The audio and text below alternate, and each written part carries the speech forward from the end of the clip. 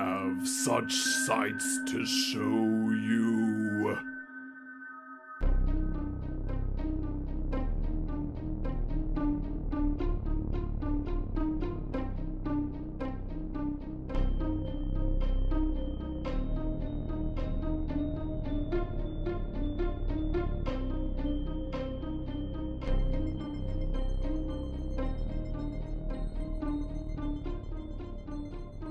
We're Poppin the Scary horror podcast here. I'm your host Coale, and with me as always, I have my good friend and co-host Aaron. It's me. Hello, Aaron, and happy anniversary to our podcast. 1 whole year. I know. Whoa. It's honestly kind of crazy because, starting a podcast just started as a mere idea on the fact that you had never seen any horror films really, and dedicating a whole podcast to talking about it. It's just so weird to be here a year later, from the point we recorded our first episode here. And Aaron, I'm very curious. Yeah. Since we've started Poppin the Scary horror podcast, and we've watched films every 2 weeks, how do you feel about the horror genre as a whole, spending 1 year kind of diving into different sort of outlets of horror? Yeah, I mean, it's cool. It's cool. I didn't have any negative associations with horror going in, and that's still not the case. I love it as a genre. It's I think we've mostly been exploring slasher, and so to really open my eyes to that and some of the more iconic films in that, I feel like it's really given me a more solid understanding of pop culture generally, and really that sort of subgenre of horror, and now we've been sort of dabbling into some of those sort of weirder titles and other sorts of genres, and it's been a fun exploration, especially since I don't find myself in the movie theater as often as I used to and stuff now, so this really is my main source of movie watching. Really? And so it's been yeah, it's been a fun adventure. Yeah, I'm really glad to hear that. And, kind of going in, even though I love horror, it's not like, if I was to, choose an individual to be the pinnacle of, everything horror genre related, I definitely would not. I tend to have favorites over some genres over the other, and slasher is probably my favorite out of the horrors. So, again, I kind of went into this podcast as, we're friends, and I'm like, oh yeah, how about you watch this movie and this movie, and just kind of do that. But at the same time, I don't want it to be just purely slasher, although it is, again, kind of like whenever you think of horror, a lot of those slasher icons pop up because they're so memorable. So it's definitely been a really awesome journey, and getting more perspective on somebody who's, again, views a film more critically, not as you're trying to be snootish or anything like that, but more dissect the film as a whole. So it's been a really fun journey for me as well, kind of looking at these films through a different lens, thanks to you providing that. And so that's why I'm very curious and excited that with today's episode, we are going to be visiting the sequel to the Texas Chainsaw Massacre. So your thoughts on there being a sequel to Texas Chainsaw? How do you feel about where they go from where they last left off? Well, first off, just so the audience knows, this is the perfect movie to watch on our 1 year anniversary, because our very first episode was Texas Chainsaw Massacre. Yeah, exactly. And so it'll be cool. I have a little bit extra context and a little extra special place in my heart for the first Texas Chainsaw Massacre. I love the location. I love the house and even the little gas station, and just that remote setting. I have a lot of fondness for the first amateur, even if some of the characters are sort of annoying, or some of the dialogue is a little too just, amateurish. But the film as a whole is awesome. And so going into Texas Chainsaw Massacre 2, and again, the shtick of the show being I don't know anything beforehand, I really hope they go back to that house. I hope that family is a part of it again, because the family's so interesting. But there's definitely going to be different people. I feel like there's only one survivor in the first one, so I feel like it probably doesn't focus on them at all, but it probably a whole new cast of folks. I just hope it's in the same place. It might not be though, because I know how horror movie sequels can be. So who knows? I hope it captures some of that magic of the first one, though. I'll be curious for you to experience that as well, because I will give you some context to whenever it was released. This film was released 12 years after the first film, so it had been a pretty long while, sequel-wise speaking, on when the second one was released. And kind of going into it, I had heard like lots of people being like, "Oh yeah, 2, that's a special film right there."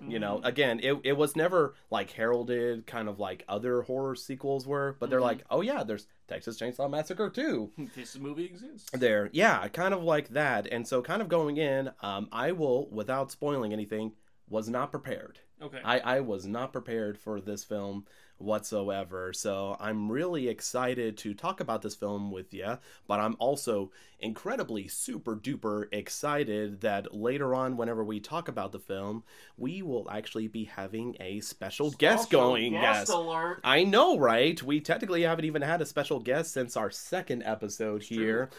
But that guest was very special. Yes, very, very special indeed. This is a different kind of special. This guy's actually special. The other one was just, he was, Vaughn. He's just a little special. He's our little special boy. Yeah, he's our but today we have a special guest. Yes.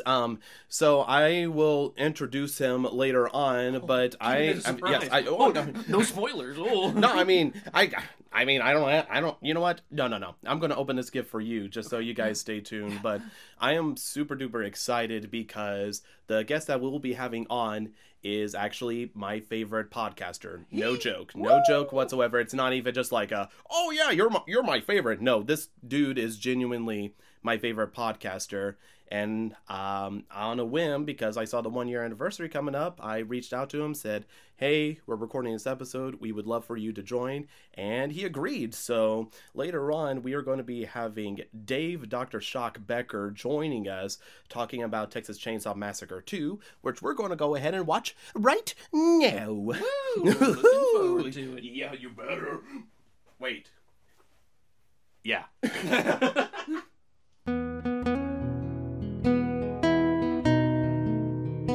Hey, lick my plate, you dog dick!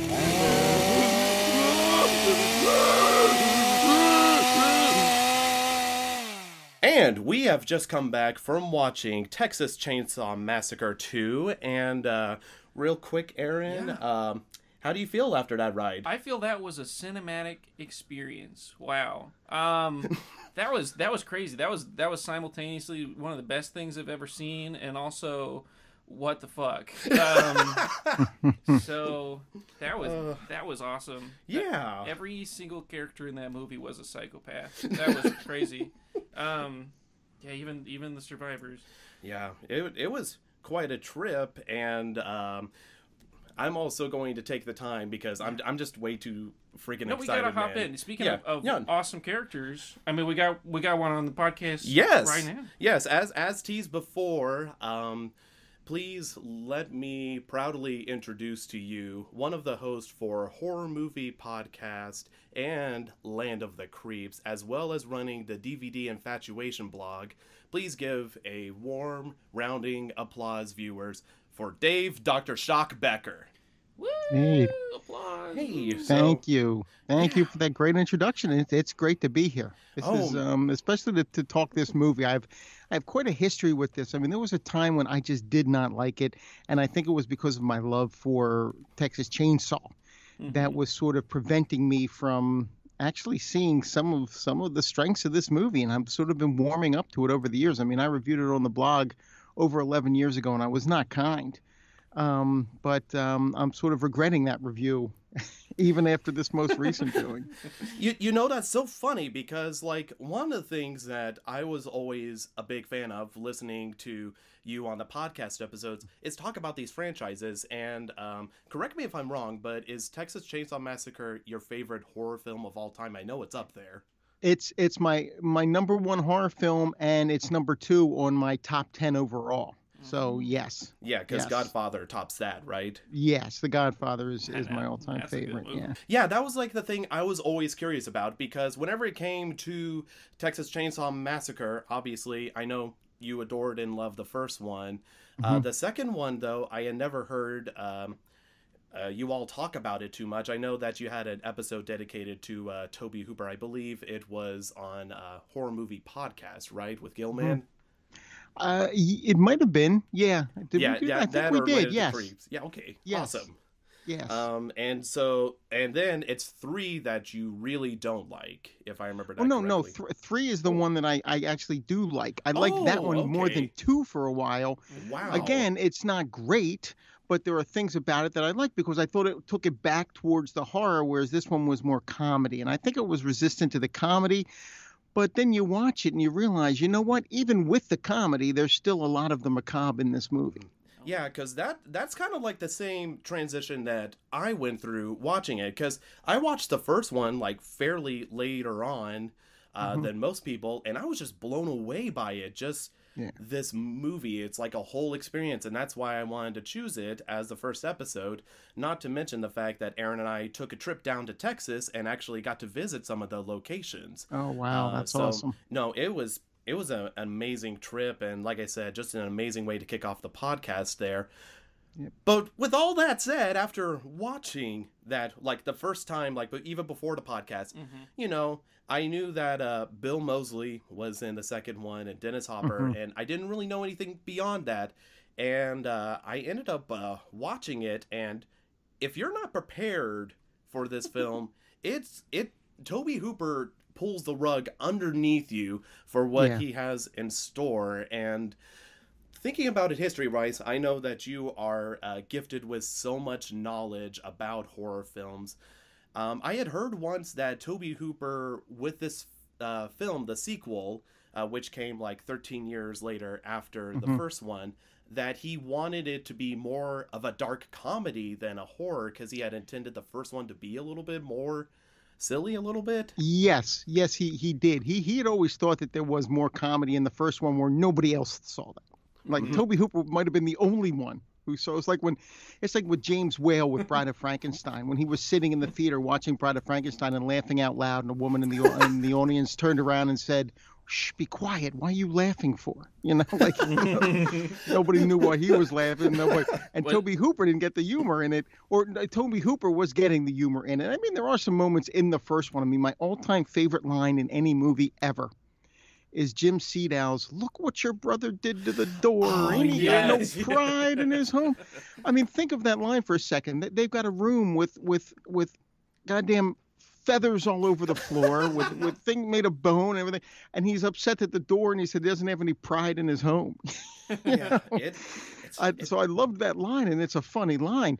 But yeah, it's not a movie that you're going to laugh, that you're going to leave. So yes, they wanted to go more for comedy. You could see it from the poster that they put together. They knocked off The Breakfast Club with the way everybody's laid out there. They knocked off The Breakfast Club for the poster. I am so embarrassed because it always stuck out to me, but it was like one of those things like, oh, it's just like a eye-catching image. No, it's because it's The Breakfast Club there. It's The Breakfast Club, yeah. Yeah, so it's just super crazy to hear about that. And I like I said, I am super duper eager to tear into this film. But real quick, we did want to do a special toast to you, Dave, again, and also just having a 1-year anniversary. So I know that usually on Land of the Creeps, your choice of poison is coconut rum. So that is correct. Yeah. All right. So I ended up going over to the store to get Admiral Nelson's coconut rum. Oh, there you go. It's definitely on the sweeter side, that one. Yeah. Yep. I tried between the two and stuff, and my wife was like, "No, I want the sweeter one. I don't want the Bacardi there that puts like hair on your chest." The Bacardi has much more. Is like, I think Bacardi is 60 proof, and I think Admiral Nelson's like 42 proof or something like that. So the Bacardi's definitely stronger. Yeah, for sure. But And so I ended up going with that one there, just All so right. my wife can have her lovely Coke and rum drinks mixed up perfectly there. There you And go. to even make it more special, they are both in shot glasses that we got on our Texas trip. Yeah. One of them is at the gas station over in Bastrop, Texas, and the other one is at the Sawyer household, which got picked up and moved over to Kingsland here. So. Right. Then they turned it into like a restaurant or something. Yeah, Didn't we ate there. Yeah, Grandpa's Nice. upstairs and everything. Yeah, it was Oh, actually that's awesome. yeah, it was actually really good food. Like, you would never think about it housing one of the most horrific films of all time there, you know. Right, because it's like a cute little diner stop. They just have a Nice. few pictures on the wall and some T-shirts, and yeah, Grandpa's upstairs. But the rest of it's like normal people after Sunday church, like eating brunch. That's really cool. And we're there Did like, you- whoa, chainsaw. You didn't have sausages, did you? No. I Okay. think I ended up having like chicken fried chicken with gravy. It was like a lot of home style food, but yeah, nothing like meatloaf or All right. I don't know that there was any barbecue on the menu. I feel like they probably wouldn't have sold. yeah. It. They probably thought it would be a bad idea because they know why a lot of people are going there. So But there was a barbecue place at the gas station. And Oh, wow. We ate there, and it was good, just suspiciously good. Yeah. They didn't let us in the back kitchen to see what was going on.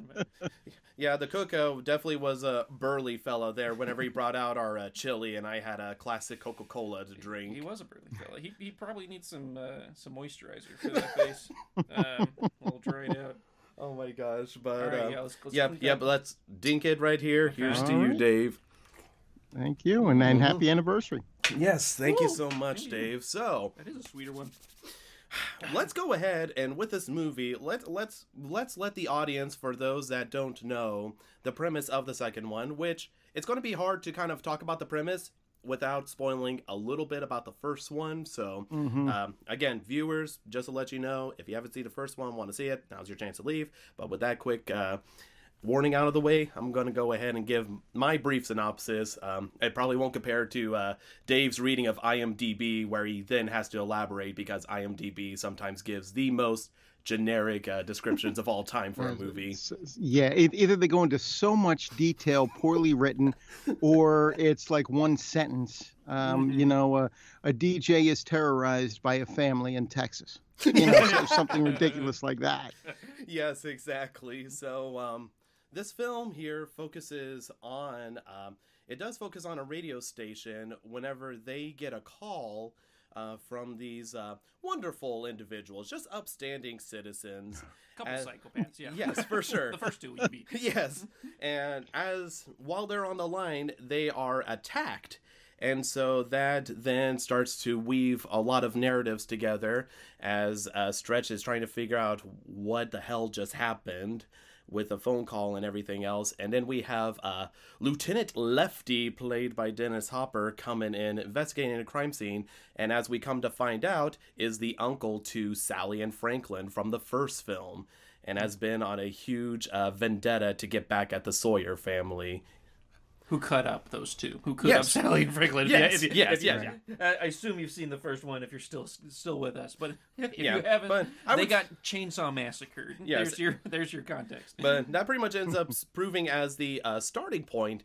And talking about the starting point, that is one hell of an intro for the movie, focusing on these two individual drivers heading down to the Dallas area For the OU Texas game. Ooh, the Red River Showdown for sure. That is probably the best way to introduce this movie, I think, because It was a violently Texan movie. They really amped up the Texas part of the Texas Chainsaw Massacre for this one, which I was okay with. Yeah. That's the setting. They did. Yeah, they amped that up, but they also showed you like right out of the gate how crazy the movie's going to be, for one thing. And secondly, you don't like these guys. It's probably, with the fact that they end up being like the first ones to sort of run into the Sawyers, you're rooting for the Sawyers a little bit. Right. Yeah, a little bit. Yeah, because they play a dangerous game of you don't chicken mind with you don't them. mind seeing these two idiots get what's coming to them. Right. who are just shooting at signs with a revolver that apparently has like 18 bullets in it. You know, he never stops to reload, but that's okay. Yeah, and it is so bonkers off the wall. But again, I think you're right, Dave, in the fact that it's basically Toby being like, okay. Apparently I was too subtle in the first film. Here we go. We're hitting the ground running, boys and girls. But again, it does help. Again, it's like the usual horror trope of kind of making individuals unlikable, so that way whenever they're inevitably axed off, you don't feel like quite as remorseful as if you would if you were really connected to them. But it also lets you know that this movie is in the 80s at this point for that very reason you just said. Because from all the slasher movies up to that point, like you're saying, there are people in there. You're like, just come on, just get them already. Right. In a lot of the slasher movies. And so this one's saying, hey, we're in the 80s now, so here we go. We're gonna start with the preppy guy, and then the dude wearing the X-ray glasses he got for $5 in the comic. They're on a car phone. That's how you really know it's the 80s. And anybody that's on a car phone, I'm already rooting for them to die anyway. So. Right? Yes. Oh, but you make a solid point about the 80s because it leads to one of my favorite moments, Dave, where they're on the bridge, and we don't know it at the time, but the truck they play chicken with is back with a vengeance. And they start trying to get away. The truck is driving backwards as Oingo Boingo, No One Lives Forever, which is my favorite song from them, starts blasting. And then, I actually didn't know this the first time through, but whenever, it zooms up to the back of the pickup truck, you see, like, this figure jump up, and it's like this rotting corpse holding a chainsaw dancing around. And I didn't know it at the time, but isn't that the hitchhiker from the first film, Dave?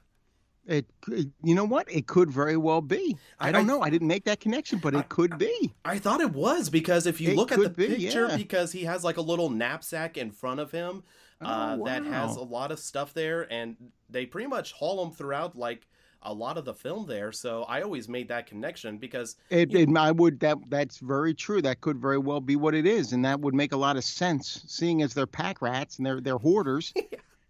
They would definitely hold on to him, I guess. I guess they would have had to have ballooned him up somehow because he he was pretty flat, I think. At the end of the first one. Well, man, I'm Googling it now. I think it's confirmed. It looks like there's even like a little action figure of him like before and after being a corpse. That's awesome. That is really cool. Yeah, that's great. I love that. I did not make that connection, so that's really good. I just learned something there because that's awesome. That even makes that a little bit better. And I liked that scene. I kept thinking that must be the longest damn bridge in Texas. Yeah. And that truck giddies up for going in reverse. I mean, keeping up with the preppy guy's car. Yeah, I mean, like especially like I'm not sure if it's ever confirmed who's driving it. I would assume it's Chop Top, who we see later, but it's never confirmed on who's driving. But they're like really, really good at driving, just to be so smooth, and especially for Leatherface to make perfect cuts against the two lovely individuals there, because like me dang well, there's no way I would have that good of balance, especially if I had a chainsaw in my hand trying to cut another moving vehicle there. But again, it's like one of those things where watching it the first time, my brain just had the worst time comprehending what is going on because I was not prepared for this. But going in second time round, it's like, if you know what you're in for, you kind of start to appreciate a lot of the turns that Toby made in this film. And I learned something that I have this on DVD, a special edition, and it has two commentary tracks, which I remember listening to one of them before. One of them is Tobe Hooper and another filmmaker. And then the second one, which I think is the one I listened to, was Caroline Williams, Bill Moseley. Oh, wow. And there was someone else who were doing the commentary on that one. And I remember, and then I watched some of the special features, which I had not gotten to before, but I watched some of the special features. Kit Carson, who wrote the screenplay, plays a pretty big part in that.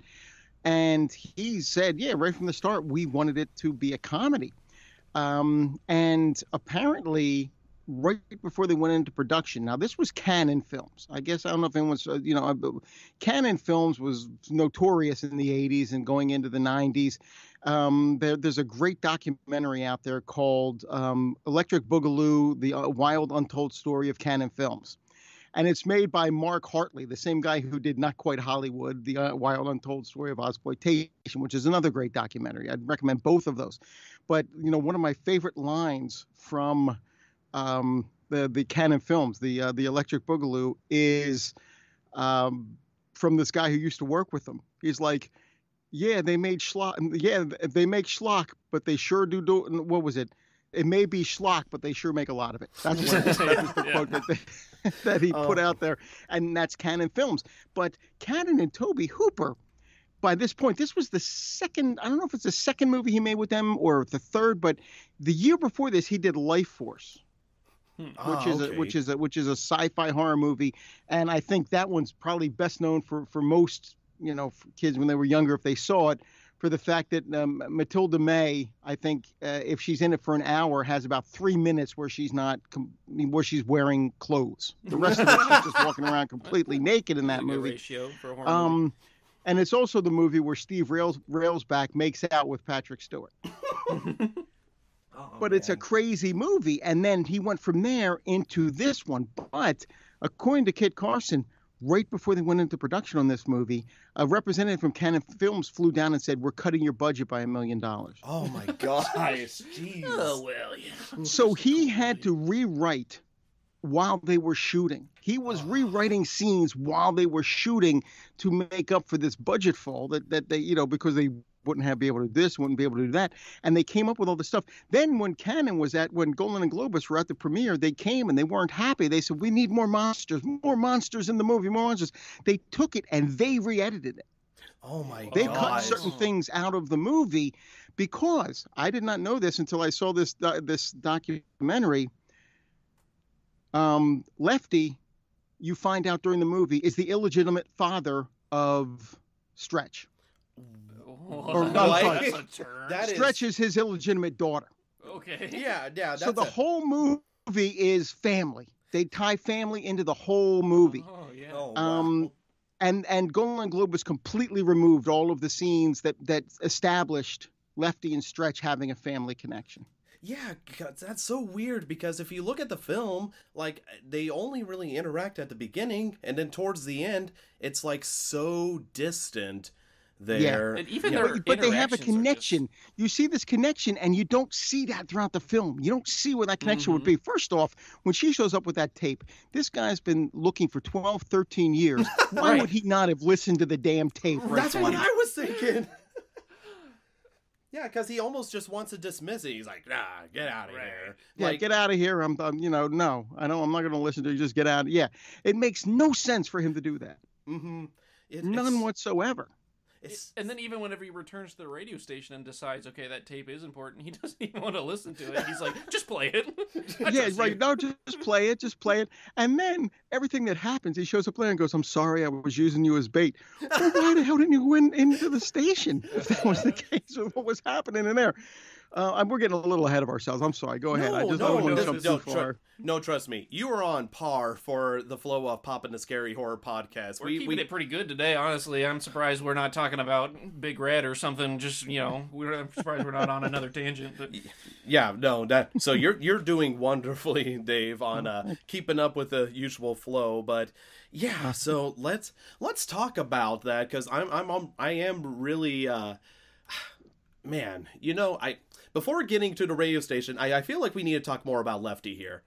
He's a perplexing character, honestly. Yeah. I really liked his first introduction whenever they, he's at the scene of the car accident, and he's like, no accident. He's kind of a cool cop, and he's like, he's determined, he's on a mission. People think he's a little crazy because he's been doing this for like 13 years, but he's like, I know, I don't talk much.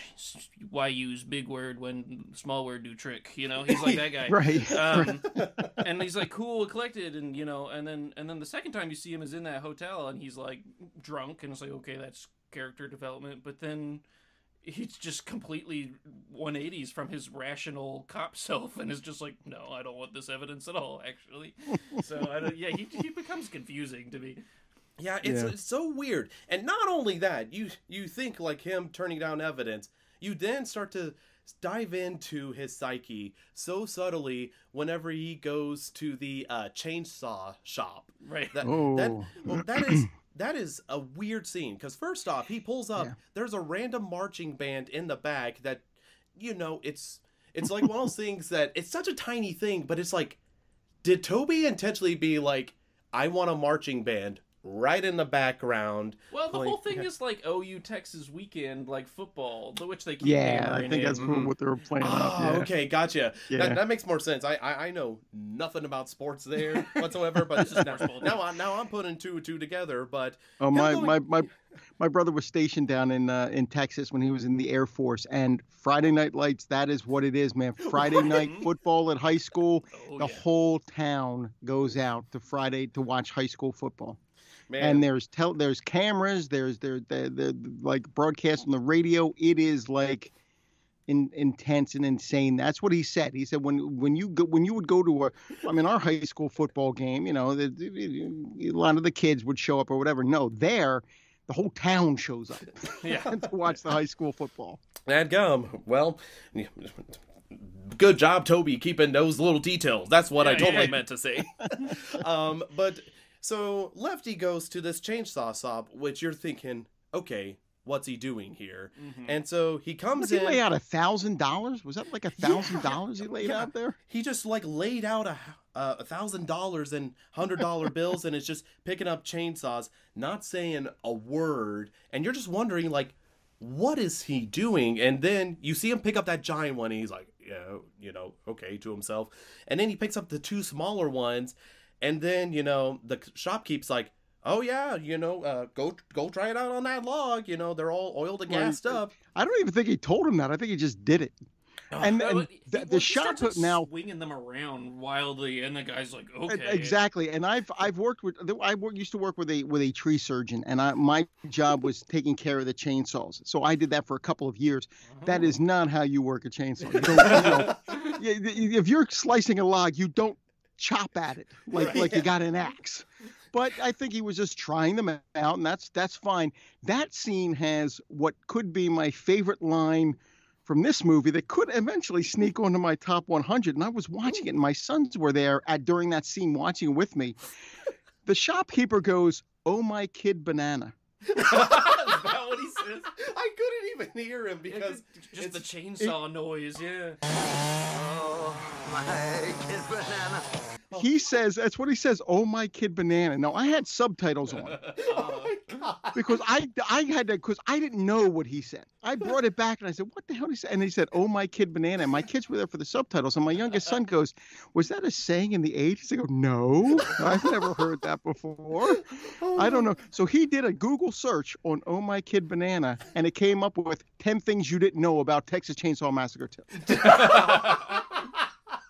Oh my gosh. I love that. That shopkeeper ended up being probably my favorite side character just because he's just right. his elation at watching him chop at this log. He was like, oh. Right. Like, just. Oh, yeah. Man. Yeah, what were you going to say, I don't know. I just don't know. I don't know what "Oh, my kid banana" means. So my youngest son now, he walks past me and he goes, "Oh, my kid banana." And I just become like a saying. I'm so glad we could bring that wonderful saying into the Becker household for you. Definitely. And thank you for also enlightening us on that lovely quote as well. I'm never going to not hear it now anytime I watch that scene, but it's I don't know that it'll come up too much in casual conversation. Oh, for sure. But... Yeah, you'll definitely have to force it if you're trying to bring it up, but I can see a couple applications. Like maybe I'm not that hungry, like just give me a kid banana, like yeah, there you go, or something like that. Or next time you're in and somebody tells an amazing story, just say, "Oh, my kid banana," and right. Check out the look on their face and sure. See if they Halloween's coming up. I think I'm going to go through a haunted house attraction and get scared at something and go, "Oh, my kid banana." See if anyone picks up on it. Oh man, I'm gonna make a not so smooth transition talking about other characters that are introduced, because I feel like, again, by that point, mm-hmm. you know Lefty is a bit unhinged there.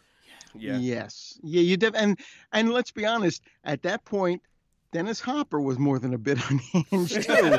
Method That's acting. just sort of like the time period that he was in. And now from what they said, he was very professional on the set. Like he gave it his all. He never acted like he was above it. He was right there with everybody. And every time, now this is from Tom Savini, who did the makeup on this, which I guess we'll get to at one point, because I saw Tom Savini. At first I saw Golden Globus, and that was like the first thing that caught my attention in the credits. And then I saw Tom Savini, and I'm like, whoa. Because Tom Savini is sort of a legend when it comes to the special effects. Tom Savini said that every time Tobe Hooper yelled action, Dennis Hopper would spin around, and make himself dizzy, and then would start to get the glassy look in his eyes that he wanted, because he was a method actor. He came from that method school with James Dean and Marlon Brando. That's where he sort of came from. And that's what he would do. He would spin till he was dizzy, and then he would start, because that's how he got that look in his eyes that he wanted for all of the scenes. That's so crazy, and that makes so much sense because, yeah, like I said, from that chainsaw point on, he's cuckoo for Cocoa Puffs. Yeah. Yes. He's a man on a mission. So hearing that totally makes sense. It adds up there. But yeah, no, it's good to hear that he was at least a good sport about it. Oh yeah, he was there. He was the star. Now for the longest time, watching the movie, I'm like, he's in a different movie. Like he's not even in the same movie with these other people. No, like he's just doing his own thing. In a lot of the scenes, he's doing his own thing. He's not interacting with the other characters at all for the solid last half of the movie. And even when he's running around, tearing it down around them, there's still stuff just going on as if he's not even there. Right. Yeah. Right. And it's like, okay, something fell down a little bit. Well, let's, to Jim Seedow, check that out. Let me just, I have to say, I loved seeing Jim Seedow back in this movie. Oh, and yeah. that first scene with him winning that chili cook-off, when he's holding that trophy and that shit's pouring down his coat, it cracks me up every time. And he's driving home with that big stain on his coat, and he's all proud of himself. And the trophy's in the seat, still full of chili next to him, just like not even buckled in. I love it. Yeah. And you could tell, like, Jim Seedow totally brought his A game coming back. And it's great to see because, again, him being the only original returning actor, because I know that, as we'll talk about later with some of the other characters, I believe that a lot of the actors were a little bit bitter after the Texas Chainsaw Massacre because it was such a harsh shooting. And not only that, they got blacklisted because a lot of people just viewed it as smut, and it wouldn't be years later till it was, like, again, kind of looked in a positive light. Yes, I mean, it was a very severe movie. I mean, you think about it now, there's really no blood in it. Mm-hmm. Right. It's not a bloody movie, but you think you see blood. You think it's a lot more violent. That scene with the hook, you never see that girl put on the hook, but you think you do. Mm-hmm. And that makes it even more violent.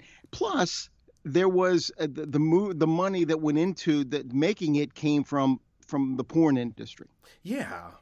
Yeah. You know, they sort of put up some of the money, so there was a lot sort of working against it. But it is, you know, as far as horror fans were concerned, it was one of the greatest films of all time, and that's certainly the way I look at it. Yeah, and it's so crazy to think, again, that this first movie, which, again, I feel like I'll talk about later about Toby's approach making this film and how I feel about it. I feel like everything in the first movie was such a lightning in a jar moment because it's like all the decisions he had to make, like the brutal shooting sessions, the fact that, you know, again, a lot of the stuff that plays in your mind was all because he wanted it to be PG. There, he was pushing for a PG rating. Wow. That just was never going to happen. I mean, just the subject matter alone. Right. You know, you can't make too many cannibal movies. No. Yeah. In the early 70s that they're going to say, okay, yeah, this is good fun for the whole family. But yeah, so I think like just the fact that Toby was able to get a hold of Jim Seedow just to come back as the cook. Yeah. I think it's great. And again, you could tell he's having a good time, just eating it up. And Because again, in the first film, you know, you see him talk a little bit and you think he's just like a regular average gas station owner. But then it's like towards the end of the film, you get a glimpse into his psychosis there and how unhinged he is. And that was such a great twist in that movie. Mm-hmm. It really... it was such a great twist, and it makes sense. When you rewatch it, what he says to them when they first pull up at the gas station, it makes sense with what he was saying to them. But when you first see that movie, you're like, oh, wow, yeah, this guy's part of that whole thing. And that's like when he ends up driving home, he sees the hitchhiker there. And the great scene where he's approaching Leatherface in the kitchen. Those kids today, blah, blah, blah. And he's like got that stick there. And he says that Leatherface, blah, blah, blah, blah, like he's saying in his own way that he got them all. Nobody got away. He's got one in the fridge. He's got one on the hook. He's okay. And Jim Senow comes down for a minute. Then you just see him. He wants to hit him with that stick. Then all of a sudden, says, you damn fool, you ruined the door. And he starts beating him with the stick. But it's so crazy, like, seeing, like, so many of those great moments. And again, like, while I think, like, comparing the first film and this film to his great moments, like, it'll always be the first film. I think, again, you could just tell he's enjoying it, like, even eating it up, especially whenever he picks out that, like, piece of bone out of the chili, you'd be like, must have been a whole peppercorn. Yeah. You know, doing that, like, he just... I thought it was a tooth. It looked like a tooth. Oh, like a yeah, tooth. it might have been a tooth there. Either way, definitely not the normal thing you would see in chili whatsoever there. That Right. little small bit. But just, again, him eating it up and him doing chili competitions, because you didn't really hear about his business side of stuff in the first one. As far as you knew, it was just for his own pleasure. But now he has, and like, that's where we've learned his name when he wins. That's where we first hear his name, Drayton Sawyer. Yeah, because, like, he was credited as the cook in the first film, so we Right. never got a name or even know the relationship too much on him, between him and the hitchhiker and Leatherface. Right. So- Isn't this Yeah. where we also learned Leatherface's name? Um, Or no, did we know in the first They movie? call him Bubba. Yeah, they call him Bubba for short there a lot of the time, but and that's another character I feel like we can also dive into is Leatherface as well, because He definitely gets developed in this movie. Yeah, You but- could, yeah. you could say for better or for worse. it's very unfortunate Well, because the actor, the actor who played him, he Bill is Johnson, interviewed, and right? Bill Johnson, he's interviewed in these special features, and the thing that struck me is when Gunnar Hansen, whenever you would hear Gunnar Hansen talk, he was a very low key individual. He was a very intelligent man. It's sort of an opposite of what you would, of what the Leatherface character is. Leatherface character is just really, he's almost just like the servant of that family. He's wearing the apron. He's doing all the dirty work. And it's the same in this movie. Bill Johnson, he is the exact same way as Gunnar Hansen. He's very low key. He's extremely intelligent, a very smart man, and just very normal, very low key. And it's like Tobe Hooper knew what he was doing when he cast those two guys in those roles, because that's who he wanted. That's the type of personality he wanted to play what would be somebody who's just sort of like, just completely like, let's face it, the bitch of the family. Yes, Right, for sure. Doing all the dirty work and doing everything and being insane. There's that great scene in the first one where Leatherface goes running to the window after the third guy comes walking in, and he's looking out the window. Where are all these kids coming from? And he's all nervous and everything because he's not used to doing this on his own. He's not used to being the one who has to do those things. And you see that in this one too. He's completely subservient. Whenever the other two, he's third in the pecking order. In that family, when it's Jim Senow and then Chop Top and then him, and he does whatever they tell him to do, except when it comes to Stretch, because they sort of develop a romance between Leatherface and Stretch in this movie. Yeah, that's a whole thing we'll have to dive into later on, because trust me, Dave, definitely need to talk about the relationship that develops there, because it's so interesting though, because again, like, I feel like for this film, Bill Johnson, I feel like does a really good job, but it's one of those things that I feel like with Gunnar Hansen, he just left these huge shoes to fill. Because again, that shot you talked about, Dave, whenever in the first film he runs to the window, that's like one of my favorite shots of the whole film there. I just love the stress and worry.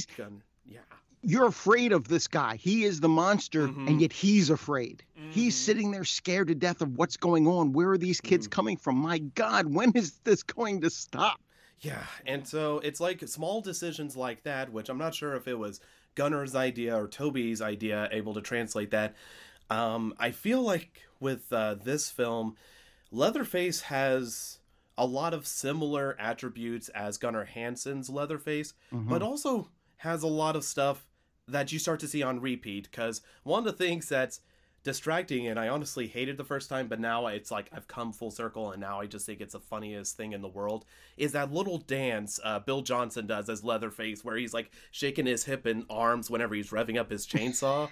He like, does like that. Pelvic thrusts with the chainsaw. Oh yeah, like first meaning stretch. That's a another one, but a real subtle scene there. it's such a random decision just to have him do a little jig there, because you know, it's like Gunnar Hansen would do that a little bit there, you know, just kind of waving the chainsaw above his head, but it wasn't so deliberate and like, you know, cha-cha-cha sort of slide thing, because whenever he runs into Stretch and is trying to get after her in the radio station, it's like he stops at the metal door, can't get through, cha-cha-cha, chop-chop-chop, sort of going. And it's like one of those things, like the first time I'm watching, I'm like, what the hell? What the hell's going on? You know? And running the chainsaw up the leg, which was really kind of intense. And again, like I said, being familiar with chainsaws, I'm surprised that that's a chainsaw. They got that running up there, and those they are sharp. No. You might not think it, but those things are sharp. And the running up her leg like that, and Caroline Williams was saying that when they shot that scene, she's like, I just hope they don't have the camera at the end of the ice tub. And she walked in, and that's exactly where the camera was, at the end of the ice tub. So she said, so she was not only wet, but she was freezing cold, because that was real ice he was chopping up onto her. So. That is such a crazy scene that I feel like we need to like definitely dissect, because again, watching it the first time, I'm like, are they seriously doing this? Are they making the chainsaw an extension of Leatherface's penis? Like, it's just like, am I seriously sitting down and watching this? Like, that was the moment, Dave. Like, again, like, it definitely has a blast, you know, crazy intro. I was like, okay, this film's crazy. But at that point, my brain just kind of snapped. I'm like, what am I watching? Which is really Interesting, because that's really the only sexual aspect, is like their relationship in quotes. Their you know, understanding of each other, and Leatherface is like kind of horny for this DJ, which for a horror movie, like, there's no, I was like, where's the boobs? Where are all the other sexualized female characters? It's really just her in that exact light, which is really interesting to me, that like most of the time, like, okay, if that was fitting into a broader context of like the theme of sex and whatever, but it's really not. It's literally just Leatherface is like, I'm kind of horny for this girl, and like that's what's gonna save her. It's like, it is such a bizarre choice, but again, it's like one of those things that on repeat, I really do like this aspect, because again, like, I feel like, you know, whenever it came to making this movie, Tobe Hooper, I don't think was afraid of what the fans would think. I think he was just making the film he wanted to, because again, if that whole scene, again, it's like one of those things, I would have the worst time visualizing it happening in the first one there, and so that kind of like also adds to the different aspects of each of the Leatherfaces there.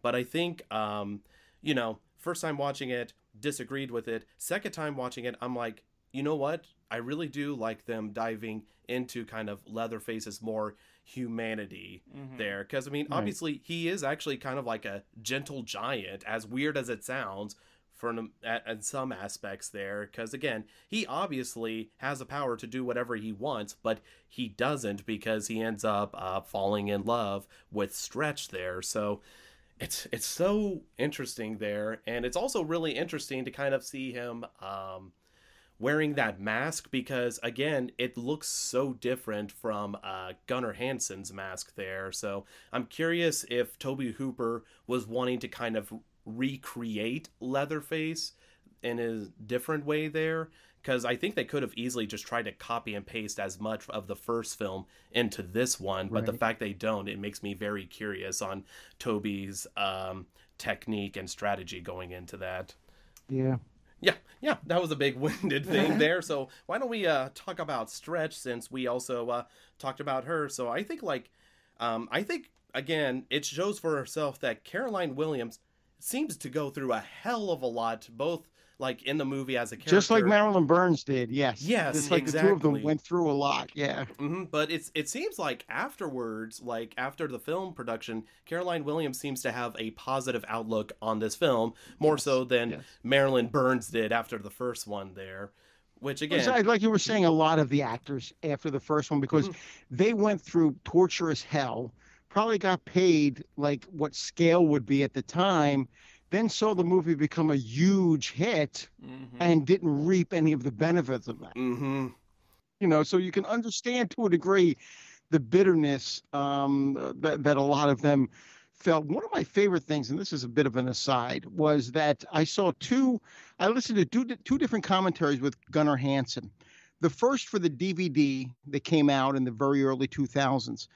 And Paul Partain, who played Franklin, who, again, doesn't make a cameo in this, but the character of Franklin makes a cameo in part two. Gunnar Hansen said his favorite, in the very first commentary, he said his favorite part was sticking a chainsaw into that guy. He said he couldn't stand Paul Partain. That was his favorite thing, was to chainsaw the hell out of that guy. The later commentary that he did, he talked about what a sweet, wonderful man Paul Partain was. He loved getting to know him.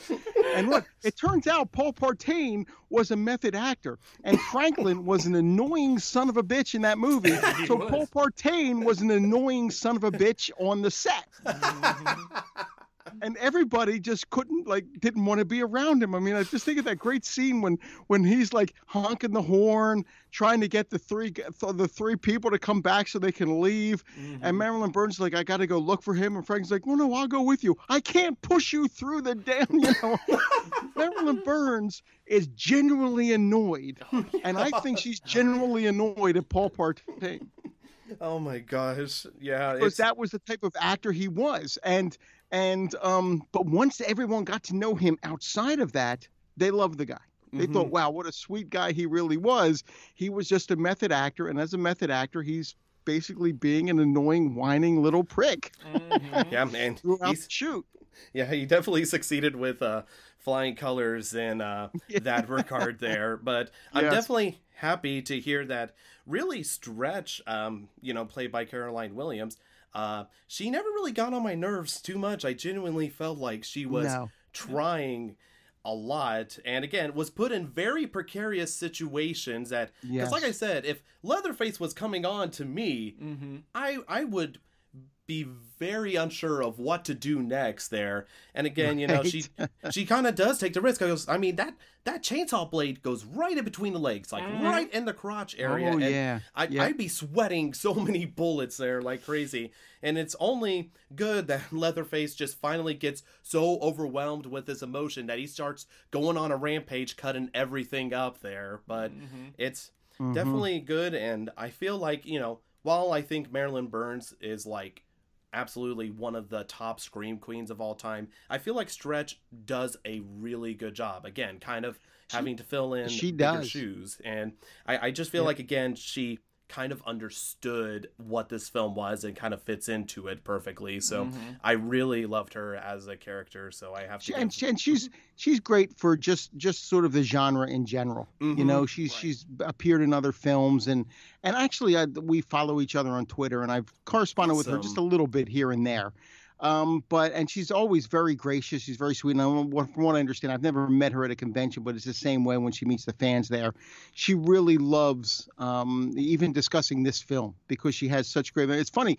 Even though she like really respects Bill Moseley, she said she's still kind of freaked out by Bill Moseley. Oh man, because of his character in this movie. Oh yeah. Yeah, and we can actually talk about him because that's one thing I've been dying to talk about is Bill Moseley's performance, because one of the few things when watching this film that first time through I was like, man, I really like this, is Bill Moseley, because yes, I think he honestly, and this might be a hot take, he might be the best character in the film, just because again he is so unnerving, and yet you can't look away either with just how manic and insane he is. And yep. It kind of makes me happy getting to watch that, because I know that Bill Moseley was a huge fan of the first one and pretty much got to be in the second one because he ended up making like a parody of Texas Chainsaw Massacre. Wasn't it like Texas Chainsaw Manicure, Dave? I'm trying to think.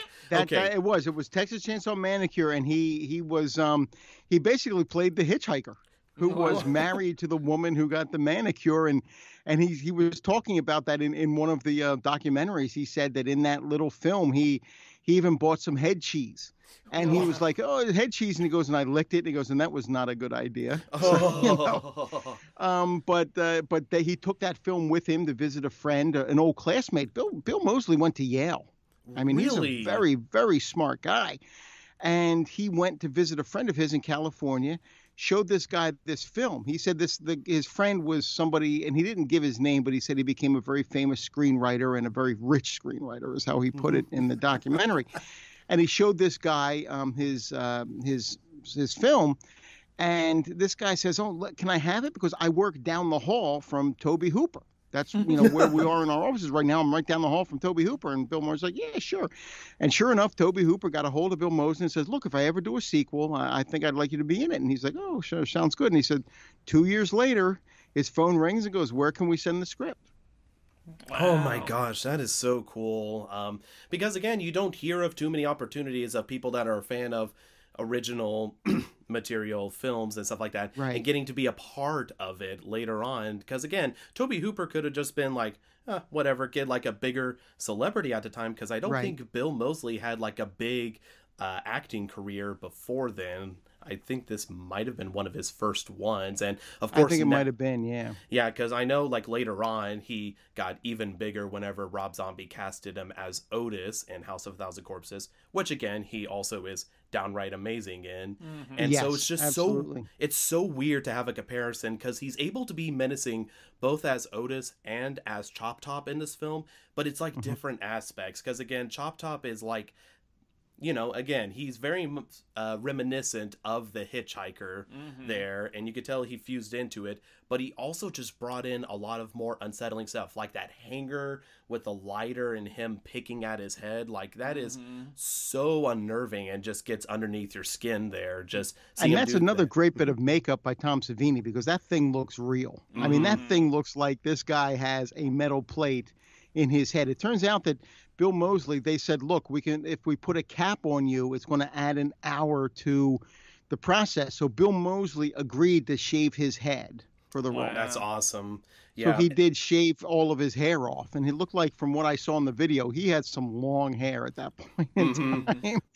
And they shaved it off just to shave an hour off of doing the makeup. Yeah, that's so insane there. And Tom Savini, he just kills it with the makeup, which again, it's like one of those things that watching it again, I completely forgot that he was the effects artist for. I did too. Yeah. It is so funny because you would think like you think like Tom Savini, Friday the 13th, you think about a lot of these films with like big, special effects things. And I'm surprised that I always forget about Texas Chainsaw. Like, that's the one that always skips over. But yeah, that metal plate looks so convincing, and just seeing where the skin is like, crusting at the edge there from Chop Top constantly picking at it and eating it. Like, and yes, that's the most disturbing thing for me with that hanger. Where he picks, and then he picks a piece off and eats it from his own scalp. for me. And Bill Moseley, during one of these interviews, he pulled out, he still has that hanger and that original lighter. Oh my gosh, that's insane. Do you know if it was like his idea or if it was like Toby's idea to introduce it? Because I feel like, again, I would never come up with something like that in a million years of a character who, you know, just chows down on his head scalp there as he scratches it with a hanger. They didn't really discuss that, but a lot of people, including Tom Savini, said Bill Moseley was like the spirit on that shoot. And one of the reasons I mentioned how Caroline Williams says she was a little bit like creeped out by Bill Moseley. She goes, "We're friends now, and I talk to him all the time and everything, but he still creeps me out a little." Was how easily he slipped into his character. Oh man, like he would just be himself, and then boom, he's that character right away. Man, you know, and that just sort of set her back a little bit. No, because you see him and he's like constantly like jumping all over the place and will like swap from just being, you don't know if he's just like taunting you or if he's about to strike. Like he's constantly in that kind of, you know, again, a la Ghostface mode there, just, you know, toying with them and just jumping back and forth there and just kind of screwing around with Stretch and the other characters as well. It's like, again, that's why personally this film for me, like he's the star for me, and the fact that he steals every scene there. And especially whenever later on you see him with a hitchhiker, he's just dancing around with him, and he actually has his hand in the back of the corpse's skull and has him talk like a little hand puppet there. It's like, it's just so crazy and spastic, and again, I think fits for the flavor of this film perfectly, because it's just bright spastic craziness all the way throughout. Like every moment is crazy and bombastic there, which I think I feel like, in all honesty, you know, watching it the first time, you think like it's a big slap in the face, you know, to the first one, with how like almost subtle it is with like its horror that's more implied and everything else. But I feel like, you know, Toby's like, well, I can't top the first one, so here's this one. And I feel like, in all honesty, it works out in his favor, because while, you know, I won't get to ratings quite yet, you know, it doesn't top the first one by any long shot. It still stands on its own there, which I definitely appreciate a ton. I've definitely come around on this one. Like I said, I was just resistant to it. Being as much as I love the first one, and this one just came across, like I said, as so much more comedy, which is what they were going for. They wanted this one to be more comedic, so that was their goal, and it just sort of it put me off in a way. And the fact that, like I said, Dennis Hopper appeared to be in his own movie for a lot of this movie. It's like he's not even making the same movie that everyone else is making. And you know, but I always did like Caroline Williams. I always liked her, and of course Bill Moseley. I mean, like you're saying, he is sort of the one. Whenever he's on screen, it's just sort of electric. Even when he's annoying the hell out of you. Oh yeah, it's just sort of electric when he's there. Real quick, I did want to mention something Caroline Williams talked about when she went to her audition for this, and it was Kit Carson, the screenwriter, and Tobe Hooper. And she goes, she got there at this where the auditions were, and there's all these women there, and you see them walk in and walk out. It's all so quiet, nothing really going on. Caroline Williams, for her audition, when it was her turn to go in, she said she went 15 yards. It was a long hallway, 15 yards down at the end of the hall, ran toward the door screaming, burst in the door, shut the door, pulled Tobe Hooper and Kit Carson out of their chairs, put them in front of the door saying, "We got to stop him. We got to stop him." Oh so she's like, she launched into the scene, and that's ultimately what won her the part. Nice. That is a ballsy move by all accounts, because that easily could have been something to backfire. Could have easily worked against her too. I mean, because Tobe Hooper is a very sort of shy, reserved guy, you know, so it could have easily worked against her too. But I think that ultimately that's what ended up getting her the part. Yeah, well, yeah. Definitely major praise for her doing that, because again, I definitely would not have the gall to do that. Maybe I don't know that I would either. I don't think I would either. I think so. I think just her doing that, I think, is amazing. And just Toby kind of, instead of being like, "Whoa, you know, hold on there," and it says like, "Yep, that's what I need. You're hired." Right. That's what it is. And you didn't see it in any of the other ones, obviously, because So that worked well. But no, with Bill Moseley, it seems like he was the one who was sort of cast, other than Jim Sedow. Getting Jim Sedow back was sort of a slam dunk. But it seemed like Bill Moseley was cast because of that short film he did, like you were saying, that they had him in mind for when they were going to do a sequel. And he's basically taking over for the hitchhiker. That's what he is. He's that sort of character. Even talks like him a little bit. Yeah. With that hesitant, like, like the way he talks. You see that in his character as well, and but just so engaging. What is it? Lick my plate, you dog dick, or whatever it is. Yeah, that is such a good line. Lick my plate, you dog lick. And what a great jump scare that is. Oh, it's when so he loses good. that chunk of head. That one, even watching it now, it got me, and I jumped a little bit. Dude, it got me too. Aaron actually saw me kind of jump out of my seat there, and I knew it was coming. I just was not prepared, but that whole scene is just so ingenious because it builds up so much tension because, again, Stretch is trying not to set off Chop Top, who she doesn't even know anything about there, whenever she gives like the tour there. Because, again, you don't know what angle he's playing at there, because again, he's so spastic and all over the place, but again is able to differentiate himself that I don't feel like, oh, this is just the hitchhiker knockoff there. It's definitely very inspired, which I guess makes sense because I think in the movie they're brothers, right? The hitchhiker and Chop Top. Yes. Okay, yes, yeah. So I'm definitely good they have that aspect to fall on, but just going through that, because again, you just feel the tension in a room, and even whenever she's trying to coax him out of the exit and he just jumps in, and again, like Leatherface just comes blasting through. It's so good, and I was waiting for him too, because like one of the first lines he says is like, my brother and I listen to you all the time or whatever, and so I'm like, wait, is his brother here, and so yeah, even though I was like kind of bracing myself for it, it still got me. I was like, ooh, yeah. And by the way, can I just say, like, what an ingenious moment it was, like whenever they have it convincingly, by the way, showing the dent in Chop Top's head there, and whenever he starts interrogating Leatherface, like, hey, did you kill her? He repeats the same conversation again, but totally different. I thought that was just brilliant. Actually, that was really cool. Yeah. That was really cool. And I love how he says, oh, my brain is burning, 'cause, I mean, you see the sparks. There's like a flame on his head when it hits him. It was really well done. I mean, again, that's just Tom Savini doing an amazing effect. He has the bust, with the mold he made of Bill Moseley to put together a lot of the makeup.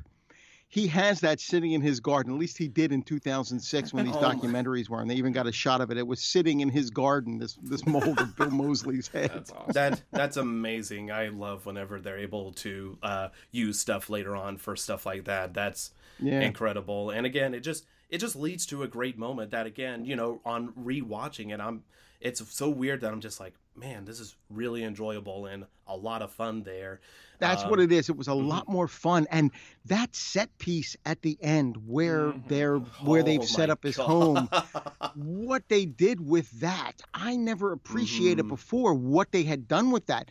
And they talked to the set decorator and everything, and he said he had a blast putting that together. It turns out it was just one big warehouse that they got that was really huge, and it had like a quarter mile that they could set up that running, like when Stretch is running and then she's running past the two skeletons sitting with an umbrella, like there's a beach theme, and they actually got the skeleton of a German Shepherd and put it on a treadmill. That's another thing with this set. They ended up with like a lot of bones. They went out to farms and got like where cattle had died and were like put out, and they got the bones. And one of the guys said, and some of these things were pretty green. I mean, these things were like you came in and they had a pretty bad stench. I mean, that was one of the things with the first movie with the dinner scene, how the food was just rotting because they had the lights right on it and it was taking hours to do it. In this one, they're using real bones, and like the one guy said, how can you stand the smell? And everyone said, like, you kind of get used to it after a while. Yeah, that's like one of the things that, because again, like it becomes so abstract because again I'll try to like dance lightly around by the time to get to the area, but like it's so abstract and almost like German expressionism sort of like thing with the crazy lights, the crazy angles, the random stuff. Those ramps and tunnels and those that they just keep falling through. It was really something. And then that stairway. Or no, it wasn't a stairway. It was a slide. Yes, the slide that just kind of went around. Yeah, it reminded me of that one scene from the Addams Family, the Barry Sonnenfeld film. You know, whenever Gomez takes Fester down, that's immediately what I thought of. Just her going down that swirl slide there. Yeah. But it's like so strange and bizarre. And again, it's just not, it just feels like not bedded in reality. It just feels like you're in this weird, you know, wonderland of sorts. And even though it kind of takes you to this completely far out other world of like, this is impossible, it's also like strangely grounded in real human emotion. Like I can see these being like the weird kids on the playground that grow up, you know what I mean, and are just unchecked, you know, and have been, you know, doing these horrific crimes, but don't. I mean, that's just part of the family, you know, like, and they have such a great dynamic between each other that they're just like playing around with these bones and things and making little sculptures. And so like there's humor in it and there's wild fantasy in it, but at the same time it's like, yeah, I buy that, you know, like I'd be like, okay, that's the guy that used to burn ants on the playground or whatever. That's what he would do with his life now. Right. Oh man, definitely. But it's so funny because the other thing that Aaron brought up is the fact that there are so many skeletons, and he's like, there's a skeleton of them. Yeah. I'm sorry. Oh. Welcome to the podcast, Dave, where we make puns all the dang time. Gotta slide at least one in. But no, it's fair. It's fair. So it's like crazy seeing how many bones they've collected, and you're thinking like, are these all fresh bones? Are they bones they had previously? Because again, as we figure out later, we see a lot of familiar faces later on, so it's like, okay, they clearly or familiar bones and familiar, you know, maybe not faces. True. Did they get like a big U-Haul in a couple days and just like? See, that was the thing that always bothered me. It's like, okay, so they not only moved him here, they didn't take him out of the chair or even take the flashlight out of his hand. Right, and beyond that. They immediately, like 2 scenes later, she runs into a different wheelchaired skeleton. So they're really just picking on the disabled here, I guess. Well, they're the easiest to get, especially when they're being pushed through the woods, I guess. They're shorter chase scenes, for sure. Oh my gosh. But just all of the bones and just the fact that the whole land is based off of is it specifically the Alamo or just general Texas battles? It looks like Texas battles, and that's if you think about it, those were the signs that those 2 kids were shooting up.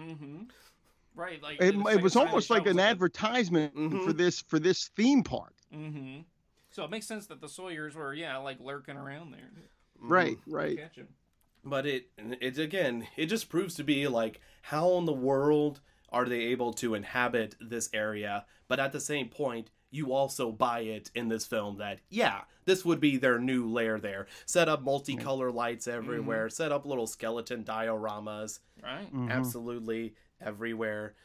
It again, because by that point, it's like, it honestly started to lose me because of how much they jump the shark, in my opinion. Because again, it was like crazy over the top. But now it's just like, again, I'm like, everything is just going topsy-turvy at this point there. But again, it's like, if you know what the film has in store and can kind of learn to, you know, go with the madness, you start to really get fond of this film, at least from my perspective. And it works. That last section does work. I mean, even with Dennis Hopper running around slicing everything up, just saying, it's got to come down, bring it down to hell, and slicing all of the beams and structures and everything, and nobody really knows what he's doing. He said, well, something fell over there. Let's check that out. And, you know, but When watching it this time, I sort of like hit the button and to see what chapter it was on, because I just, I was like, wow, they got to this point,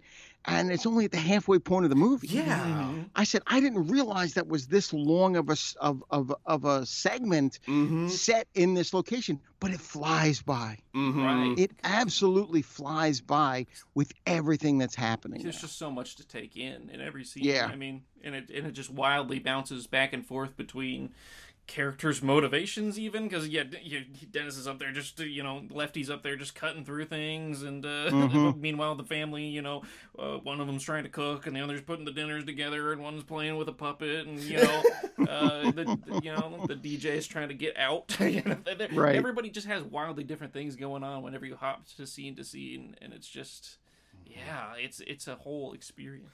Yeah, no, it is. It is definitely one heck of a ride, and the one guy Dave. I'm sorry that we haven't talked about yet. Who was it? LG. Yes, LG. Yes, a guy who has no problem spitting indoors. that bugs me so much. Whenever he would hawk a loogie and just over right on the floor. Yeah, that was such like an interesting thing, because again, it's like, whenever you're in a film, and we talk about this a lot, whenever you have a huge cast of characters, it's hard to get each of them individually characterized. And I feel like, just due to time constraints, and I'm sure lots more constraints, just making the film, LG kind of got more so the short end of the stick. Like, he's tries to be sometimes the voice of reason, also tries to be a love interest to Stretch. She's not interested, and he just hawks a loogie and is just strolling out of there.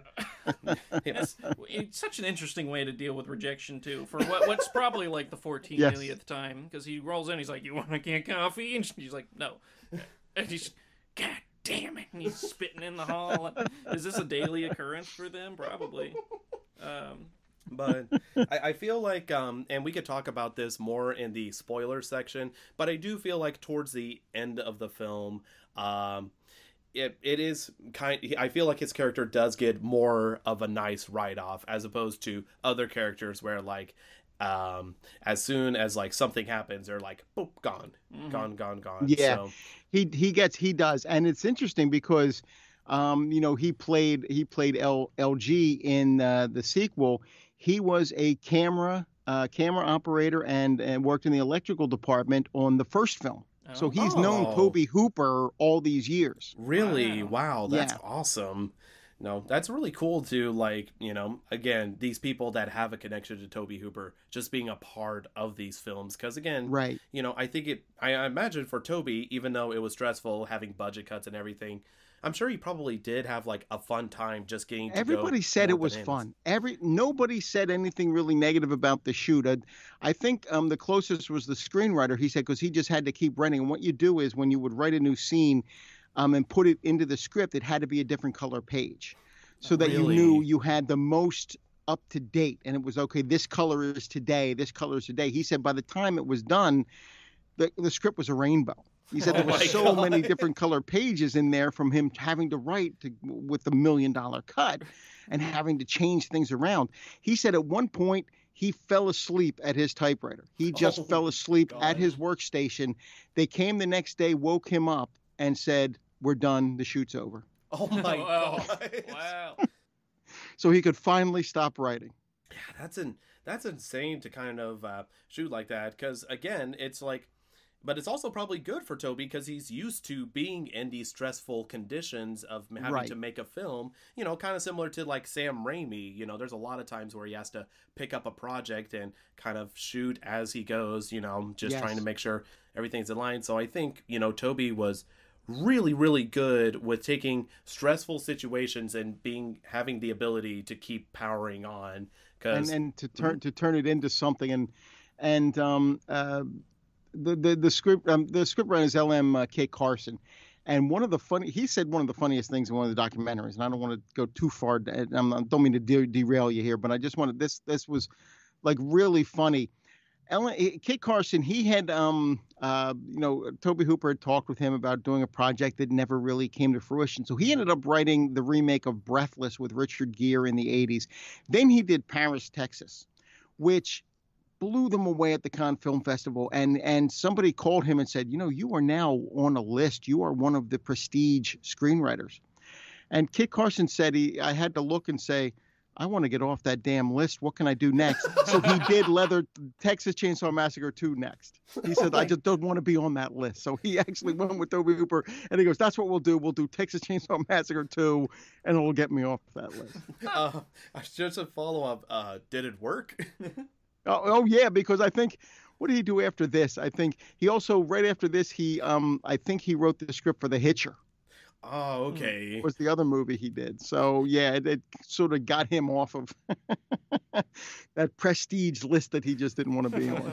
That's so funny to hear about someone, who's just enjoying doing their job, and then they get on the prestige list and they're like, nope, give me. Right, not interested.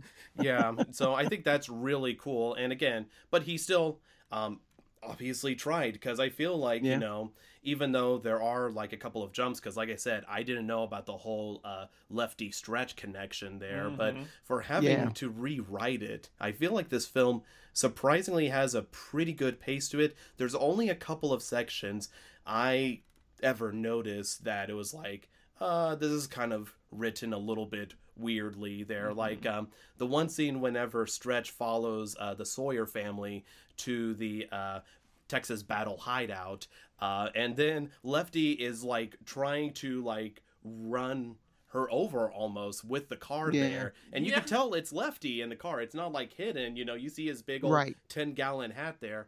Like, don't you think he would try to stop and be like, hey, no, it's me there, as opposed to continually to drive behind her. But and I love how when she's down in that hole and he's trying to help her out, that he picks up a bone. Yeah, just some disembodied arm. Like, because hold on, I'll pull you out. Shake this hand, partner. Yeah. That just kills me, because again, she had a pretty good hold of that rope, so he could have found anything else. Anything else exactly. besides a rotting skeleton hand. Like, That's just not going to work. I think that was the moment where I really truly realized this was a comedy too, because I always go into these things blind, and like, the first movie had a lot of funny moments, and like this one had funny moments. The Sawyers are sort of funny and quirky, but I think it was right there when she just falls into a hole and then he like literally gives her a hand. I was like, all right, this is a comedy. And she just kept falling. I mean, she just kept falling, then down through a floor, and down. She fell. I wonder if there's just some scenes that were supposed to be in between there that they had to cut, where it's like, all right, well, just keep falling. I'm wondering now, because it wasn't, they left that Lefty Stretch connection in their final cut. It was Cannon that cut it out. That cut out that relationship. They left it in there. And I'm wondering if that would explain the way Dennis Hopper was reacting to her when she first came to that hotel with the tape. And because it makes no sense as it is right now. It just doesn't make any sense as it was left right now as to why he wouldn't want to listen to that tape unless he recognized her. And even kind of that line whenever he does go to the radio station, it's like kind of a cheesily delivered line where he's like, I do need you, or whatever. And, it's obvious that he's talking about he needs her to help solve the case. But like now that I know there's some connection, is there like also like, I need you in my life now that we're estranged? Like, you get that feeling that there could be, and that was in their final cut. It was the studio that cut it out of there.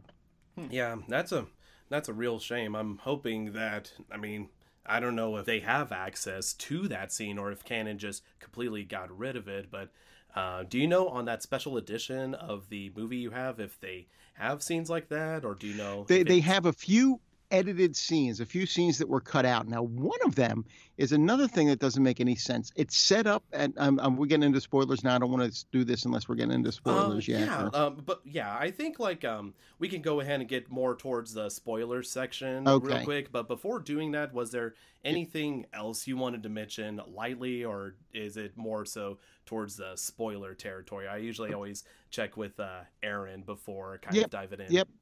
No, I'm good, but no, anything, I can wait. Yeah, and you good, Aaron? No, yeah. Okay, so I guess we'll go ahead and start with ratings. And since you are our lovely guest on this podcast, Dave, I would be very happy if you were to give it a rating. Again, we usually do the scale of 1 through 10 there, but again, not strict because, like I said, I tend to kind of be loosey-goosey with the numbers there, do add 0.5s there, I mean, you're on Land of the Creeps there. I know Greg throws a lot of stuff. I another tangent, I was listening to the one episode, I want to say it was the carnival episode you guys did recently there, and he had to have Bill help come up with math to figure out, I think it was for the Christopher Lee film that ended up not even really being a horror film. Oh, yes, Circus of Fear. Yeah, yes, Circus of Fear. It ended up being a lot of decimal numbers afterwards. So that's kind of the rating system we have here. So okay, well, no, that's fine. I mean, I'm going to give this one the highest. This is the highest I've ever given it. I'm going to say 7 out of 10. Wow. I really, really like it. I liked it a lot more this time watching it. And then learning a little bit about, because some of the things that sort of rubbed me the wrong way, even on rewatches as I was warming up to it, explained now with they cut the budget and then they took it away and edited some things, like Canon did that. So it sort of endeared it to me a little bit more. So that is the highest I've rated this movie. And I think it's, people should watch it, no doubt.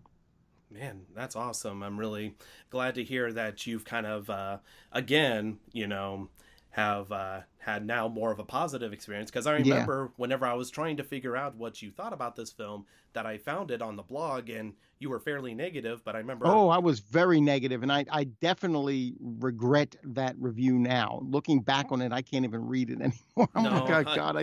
I got to change it at some point. I don't know when. I got other things going on. It's just going to have to exist the way it is for right now. But I'd at least do an amendment to it or an addendum at the bottom and say, hey, you know what? I don't know what the hell I was talking about up here for this and that. Because I've come to really enjoy the movie. Yeah, which I feel like that's just kind of human nature, because again, I kind of didn't like this film too much whenever I also first watched it, because I'm like, what is going on? But then it's just kind of like, once you get it, once you're in the know, you start to develop an appreciation. Because I gotta be honest, Dave, whenever it comes to slasher sequels, especially because slasher genre is my favorite genre, a lot of times the second films don't really hit it for me. I feel like the closest sequel that I've liked is Friday the 13th Part 2. But again, that's a good one. Yep. Yeah, and it's good, but it still doesn't hold a candle to the first one. So I think with this film, I feel like it is kind of nice, and for me has proven to be one of the sequels that I actually truly can appreciate, even if it's not better than the first one whatsoever. So I think with your review, you probably, I know it's number 240. You could just maybe go back and do 240.5, or something, just to throw that in there. Yeah, because I have to, and I have a few that are that way. I was also kind of rough on Galaxy of Terror, which is another movie I've really come to like. So and sometimes it's just when you see it, and I saw this one at, with Texas Chainsaw Massacre being one of my all-time favorite films, and I just was not reacting to the comedy, but that's the tone, and that's what they went for, and it didn't detract from the more gruesome elements I thought it did the first time I saw. And I didn't even like the dinner scene at that point, and now I watch it, I'm like, wow, they actually did a good job mimicking that dinner scene. And once again, the guy who played Grandpa, he was in his 30s. Oh, wow. When he did that, just like in the first movie, the guy who played Grandpa was the youngest member of the cast. Yes, they just put makeup on the guy. I remember that. That whole dinner scene was crazy, which I definitely want to dive more into in spoilers, because I do have some things I like and things that I'm definitely about there. So I'll go ahead because I really want to tear into spoilers. Sure. I'm going to have Aaron give his review rating for the Texas Chainsaw Massacre 2. Yeah, I really liked what I like this style of approaching a sequel where it's, I mean, their layer is completely different. The storyline's completely different. It's not, they could have easily done what a lot of horror movies do, especially slasher movies, and be like, all right, here's a new whole round of people that are going to get picked off one by one in the same location by the same people, and it's slightly different because blah, So I actually think this was really imaginative. I give it a lot of credit for that. That whole underworld that they dive into was just so much fun, and the movie itself was fun and wacky. There are just some really bizarre choices though that I always find it hard to rate more comedic ones because you can always hand wave that away with like, well, it was a joke, and Right. But there were just some transitions, some character motivations, some character inconsistencies that were a little harsh for me that bring down the score a little.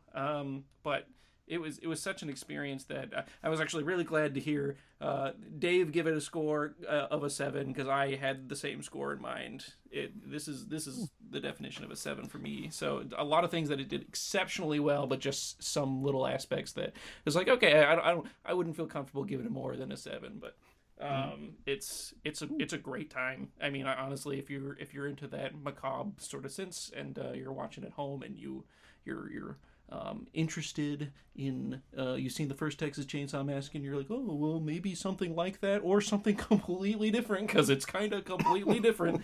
Give it a watch. It was a great time. Man, yeah, I'm pretty much on the exact same point as you guys whenever it comes to the rating, because again, Dave, I totally understand why you had such a negative outlook for this film, because again, like whenever I watched it the first time, I did actually read that review and I'm like, yeah, I could see those points there. I think I enjoyed it a tiny bit more than you did back at the time, but again, just knowing everything about this film, all the little details and everything else that kind of adds up, and again, so many moments that just get better and better with each rewatch there.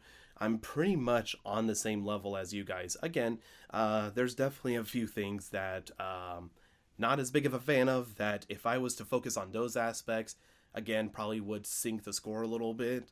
But, as a movie, you're going from moment to moment looking at everything. So kind of looking at it as a whole, I think I'm right with you guys in all honesty with a 7. Maybe Lucky number 7. I know it's just There 7, you 7, go. 7 Wow. all the way across there. Like if I was to be like, edgy, original, different, hipster sort of thing. No, it'd be like 6.75 there, but no. And in all honesty, just being able to rewatch this and laugh and appreciate a lot of the smaller moments there. Again, it's like if you watch this film and are just aware that this is not going to be like the masterpiece that is the first film, you'll have an amazing time and just really enjoy a lot of it. It's just the fact that I think, again, like you mentioned, Dave, we had the bars kind of set so high there that, this sequel just went way further, because as Aaron mentioned before, a lot of horror sequels, as we've seen, because we've seen like Friday the 13th, Hellraiser, Nightmare on Elm Street, they always try to stay close to home because, again, the formula worked the first time. Why would they stray away? So Nightmare on Elm Street 2 went the other direction by bringing Freddy into the real world. Oh, yeah. Right. And he's just not as frightening No. Yeah, they definitely changed in the real rules world of the as game. he is in the dream world. Mm-hmm, for sure. Yeah, that was definitely our same sentiment, which we actually reviewed 2 episodes ago. That's pretty that's what it was there. But again, there was a little bit more credit. But again, I feel like it's just comparing the two, especially like sequel wise, comparing Texas Chainsaw Massacre 2 and Nightmare on Elm Street 2. I feel like while Nightmare on Elm Street definitely has a lot of wacky, off the wall, balls to the wall, might I add, moments, I think Texas Chainsaw Massacre is honestly maybe one of my favorite horror sequels. I don't think it's the definitive because as we'll come to find out later, Aaron, part 3 of Friday the 13th is super duper fun and I enjoy it. But that's now I'm derailing the whole podcast episode. There's no rails. And let me just say, there is a scene in Nightmare on Elm Street 2 that literally has balls to the wall. Yes, I'm so proud of you, Dave, for catching on to that. That is. Oh my gosh. Yeah, let's talk about spoilers here. And I know I usually offer Aaron the privilege of giving the first spoiler there, but Dave, again, I would be very much obliged if you were to take the honor of talking about the first spoiler you kind of really want to dive into for this film. Well, there's one, and it's when I was mentioning the deleted scenes. They set this up that there's going to be an explosion at the very end. Mm-hmm. And then that doesn't really happen. But in one of the deleted scenes, the moment where Bill Moseley's character, he's hanging on with Stretch, had just had that showdown, took the chainsaw from Grandma, and then Bill Moseley's like, you killed her? Come on. She had to be dead already. Come on. Yes. I mean, there's no way that Stretch killed her. Yeah. But when he rolls down the hill and goes into that tube, and then she goes into her dance, there was a moment where the explosion goes off and Bill Moseley's clothes come flying out of that tube. They cut that little bit for some reason. Oh my gosh. It's literally 10 seconds, but they felt the need to cut that out for some reason. But that at least explained, yes, there was an explosion. Well, I thought, because there was like some smoke coming out of the tube when they were both like crawling out, and I thought maybe that was sort of the pop of the explosion. But but you didn't hear it. They're setting up that he's holding this thing. Dennis Hopper, what is it? The lefty is holding this thing, and he's going to take them all out with what he's got there. And Jim Sedal's talking about how the chainsaw cured his hemorrhoids and all this other stuff, and then it just sort of doesn't happen. Right. And they never go back down there. It did happen, and some reason it just got sliced out of there. I think like I don't know if I watched a different copy, because the copy I watched is like the old DVD copy with Dennis Hopper dual wielding chainsaws, which it's definitely an image that's a perfect representation of this film. But it's whenever after he gets Jim Sedal's character right in the buttocks and he crawls underneath the table, he fishes out a grenade that the corpse of the hitchhiker has, and then like he's hit again through the table and it drops that grenade, and then that's whenever it shows Chop Top chasing Stretch out of the tube. But I thought he had pulled the pin already at that point. Sorry. No, sorry. Okay. My bad. No. Yeah, that's so it was going to go off. It's just you just never really got to see it, unfortunately. But yes, that is what happened to Mayan as well. He does drop it, and they end up getting a close up of it on the ground there. And that's like honestly probably one of my biggest issues I have with this film is the fact that they try to recreate the dinner scene, which again I feel like the way, like if you're going to recreate the dinner scene, I feel like it's done well. It's just the fact that the first one, the way the first one is done it's just untouchable there, and so I felt like that is the moment you realize you are watching a batshit crazy movie. Is at that dinner scene in that things are already spiraling out of control, but when it gets to that dinner scene and they said bring down Grandpa, and he's like, well, okay, they've just brought down a decaying corpse, and then he starts moving. Yes. And you're like, oh my God, this guy ain't dead. And I even like how in this one they said, oh, Grandpa's 137 years old. Right. But he's fresh as a rose. And he's swinging that hammer again. Now, it's so funny because in the first movie, I think it was in the commentary, Gunnar Hansen and I can't remember the actor who played the hitchhiker, when they're saying to Grandpa, hit that bitch and hit her with the hammer. And he was doing it. It was like a rubber hammer, and it would just make this little sound, and they kept laughing. Like they couldn't get through it because it sounded so funny. Caroline Williams says in this one, when her head's in the barrel and it looks like she's crying and shaking, she's cracking up. Because of the same thing, of the way that the hammer is and feels. It's the way that the scene is going and what they're screaming. She's laughing. So she says she was trying to make it appear as if she was really upset and crying, but she's laughing her ass off when her head's down in that barrel. That's really impressive because I honestly thought that she was just trying to cry. So just hearing that she was cracking up, she hit it really well. She did. Yeah, she did. So, she tried to make it look like that's what she was doing, but yeah, but and again, the scene, it does play out and it's nice. It's just like one of those things that feels like, you've seen the same thing. It's just not being done as well. It was just, and it's difficult in this day and age because you can watch the first one and this one right after. But at this point, it's 12 years. It's 12 years since the last one came out. Right. So it's almost like for fans, it's like, oh, cool, we get to sort of relive this again from our, favorite horror movie. We get to see it again now. So it does take something away now with instant availability. Yes. Right. And you could say, wow, look, they're just doing the same thing that they did from something I saw 2 hours ago. Yeah. But in reality, it's a 12-year span between those two movies. So by going back, it's almost like just an homage to that scene. Right. But I'm with you. I didn't like it the first time either. And I'm just like, oh, and she's screaming like Marilyn Burns was in that one. And it just felt like a little too much to me the first time I saw it. I'm like, I don't really need this. But again, I do like. I think I like how they gave Grandpa an even bigger role in this one. Yeah, I'm surprised. Like Grandpa actually had a little bit more vigor to him this time. He can move. He can actually get up and walk. Yeah, that juicing diet's working out well for him. I'm telling you.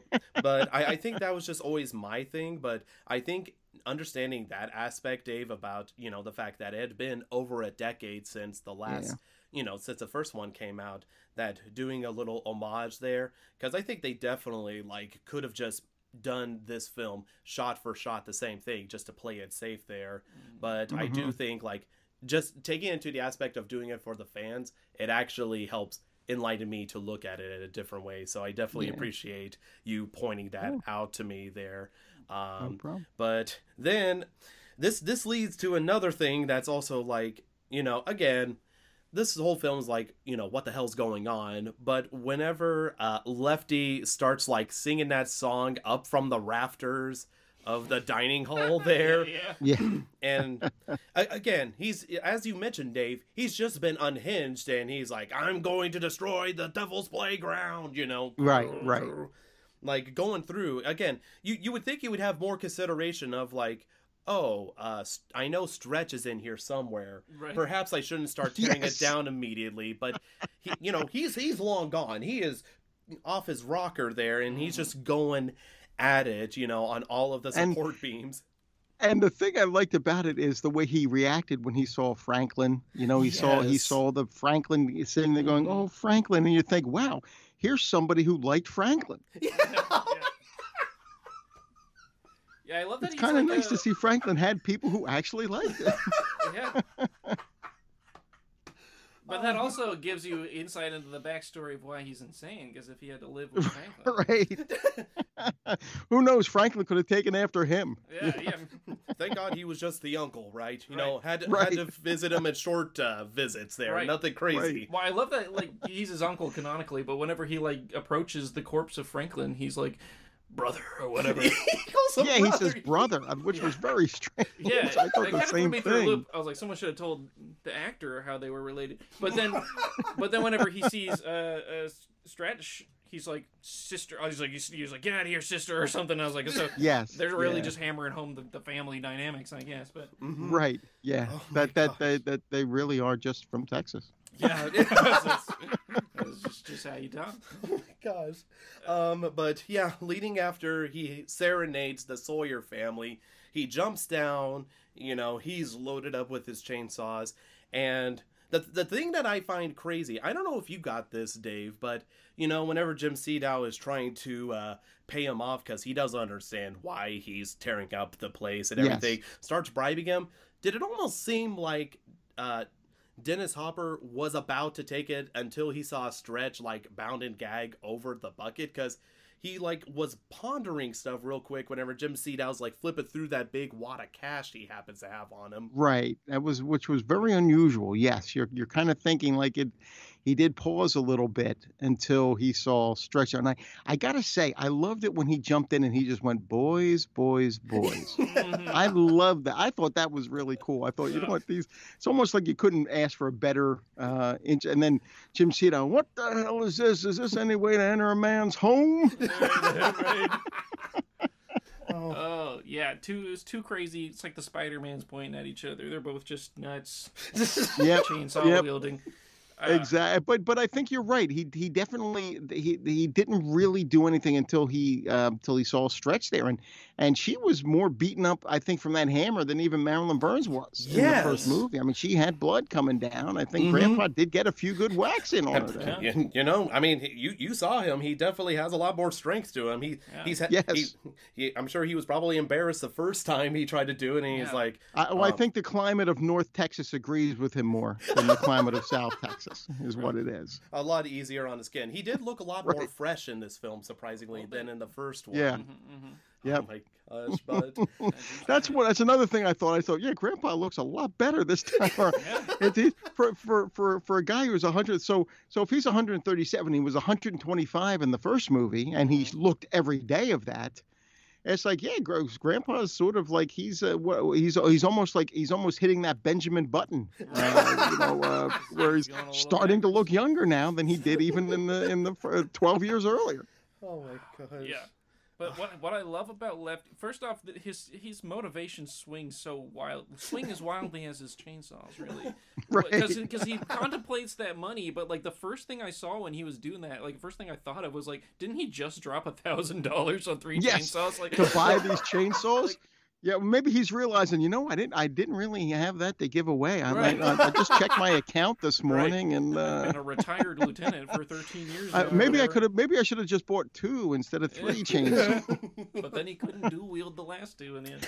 That is true. I love the chainsaw fight. I'm glad that somebody thought of that, and they were like, "Yep, we got to do that now." And yeah, and I love that whenever they ask who he is, he says he's the god of the harvest. And Jim Seadow's response is, "What is that? A new health food place?" Yeah, because Jim Seadow thinks that they're getting taken over by a rival business or whatever. He's right. Like, who sent you? That's what he thinks it is. He thinks a rival business is coming in and slicing up their home. Right. Meanwhile, he's wearing a ranger outfit. Yeah. I mean, what restaurant would he be with?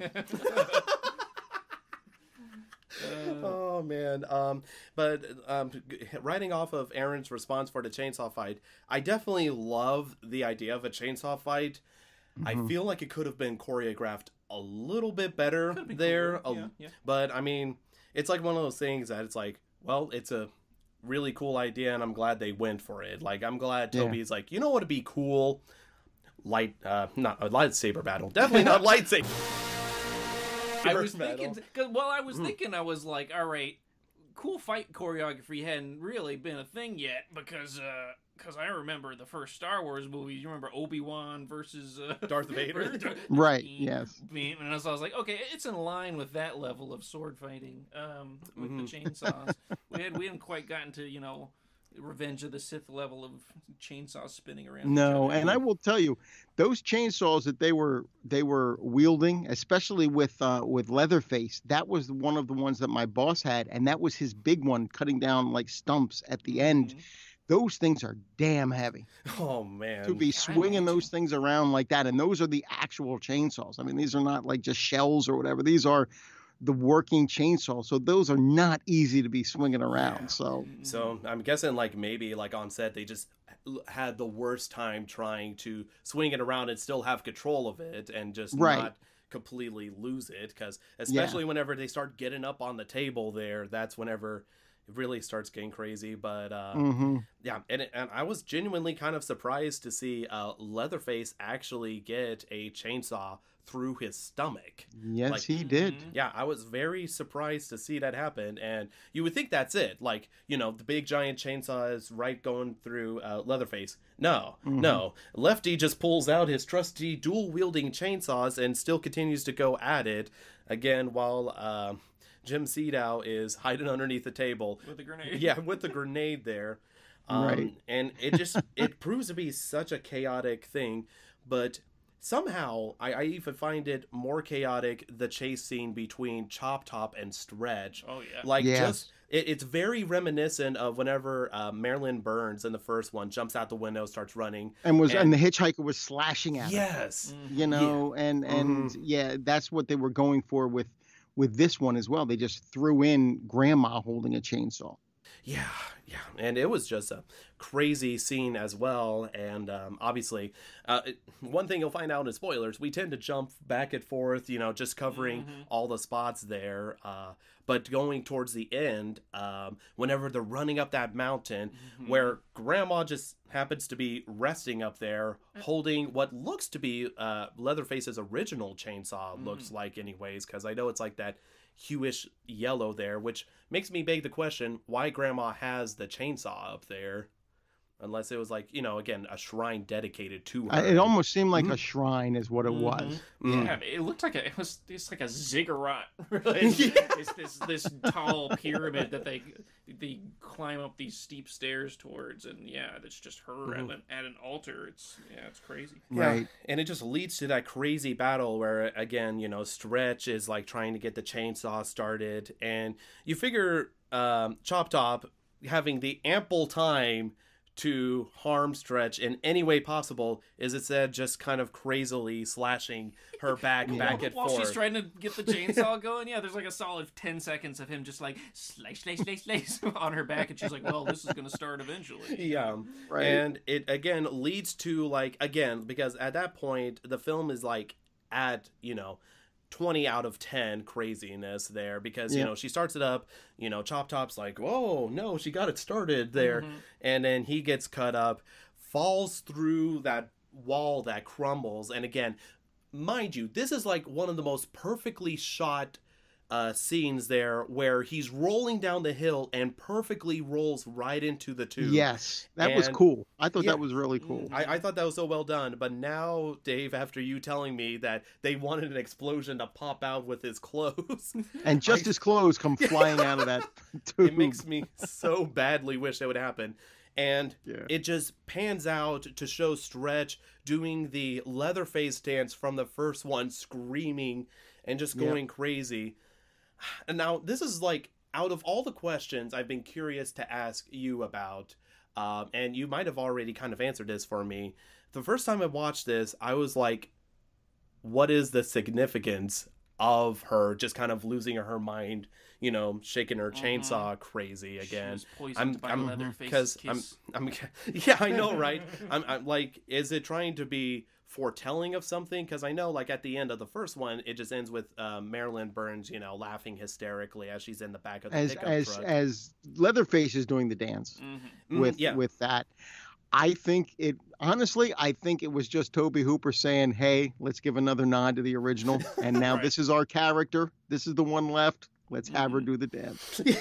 But I think what Stretch is like has over Marilyn Burns is that she went into the lair intentionally. She followed them, and she was like, I'm here to conquer these people, even though she ends up victimizing herself. And she didn't even again. know LG was there. She didn't even know he was there. Right. Yeah. She's just there as like a, weird radio reporter lady, like, I'm going to get the story and I'm going to solve this I'm going to get these people. Yeah, exactly. Right. Yeah. And so, I think that's the difference, is where Marilyn was just trying to escape. She was trying to conquer, and so then she's at the end with the chainsaw, like, I did it. Yeah. Which, again, I think that was one of the things, first time watching it, didn't sit very well with me, because, again, you just don't expect the main protagonist to start screaming like in a primal rage there, dancing with chainsaw. Since, like, she was a fighter, but she was still a victim for most of the movie. This was when, like, you're watching Alien or something, where they're on the hunt. It's like she was running most of that movie and fighting back, but she was still trying to get out of there. So yeah, it is odd for her to then be like, I'm the victor. And another interesting thing carried over from both movies is that even though at the end of both movies, Marilyn Burns and this one, Caroline Williams, both survived, they're both very broken people. And you just know that, that's going to affect them. I mean, by the time they did the 2022 sequel to Texas Chainsaw, that changed. And Marilyn Burns became more like Laurie Strode in the Halloween remake. But so they took that away. But in this one, they had her like catatonic in a home. You know, and that's what sent Lefty off on his crusade to find these people. Right. Yeah, and so it's just very interesting to see. Which, by the way, Dave, I also saw the Texas Chainsaw Massacre Netflix movie, and without getting into it, you're right on the money. They just really tried to go the Laurie Strode route. And, they did, and that's the part I didn't like. I liked a lot of things about the movie. I thought, and not only did they do that, and this is getting into spoilers for that movie. Yes. They didn't even do it well, because she waited all that time to get her revenge, and then she's so bad at doing it. Yes, that's exactly it. And again, you can't help but feel like they're just trying to do the Halloween remake just with Texas Chainsaw. And so but Laurie Strode is a badass in the Halloween remake. Yes. Or not the Halloween, the most recent Halloween. And Halloween's another one. Every single timeline is jumping around and forgetting the previous. And you know, now this one they're saying, forget from 2 on. You know, originally they had with H2O, they said, okay, 1 and 2 still happen, then we have H2O, and from there on. This new one says, no, forget 2. Forget Danielle Harris, forget all that stuff. That shit never happened. It's just her, you know, going to the hospital. Now here she is, and she's got her family, and this is, you know, she finds out Michael's back. So that's where they went with that. And Halloween's just all over the place. But then now you could say Texas Chainsaw. Well, I don't even want to get into number 4. Number 4 is just an abortion that should never have been made, because that's almost like a remake of the first one. Because Kim Henkel, I think, directed that one. I think she might have been the writer of the first one. I think she directed that one, and it's just terrible. There's 2 Oscar winners in it, and it's just terrible. I think that might be the one film that I was thinking of, because I knew there was a Texas Chainsaw film you didn't like. So that is the one it is. That it's The Next Generation. It's called. It just gives you everything that you're watching it and you're saying, please, somebody just end this. Just somebody say. Just halfway through, they're ready to go, look, we've made a mistake. We're stopping now. Or because it just never gets any better. It's just so bad. It's literally, there's a lot of movies I've seen a lot of bad movies. But for me, it's just unwatchable. And Greg and Mortis made me watch it twice for podcasts. And I said, I will never watch it again. And if we ever do a retrospective, I'm doing it completely by memory. And I blocked most of it. So you're just going to have to deal with that, because I will not watch it again. I am so sorry, Dave. That is it was brutal. Yeah, that's brutal. It's a good thing you really, really like Greg a lot still. Even I do. Greg's my brother. He's awesome. And you know what? He would be the one I would watch it twice for, but there's nobody I would watch it 3 times for. Yep. Nobody. Well, nobody. Fortunately, we probably will not call you whenever it comes to Very cool. the film. We will leave you out of that just for your sake, because we respect the hell out of you. I appreciate that. Yeah. Thank you.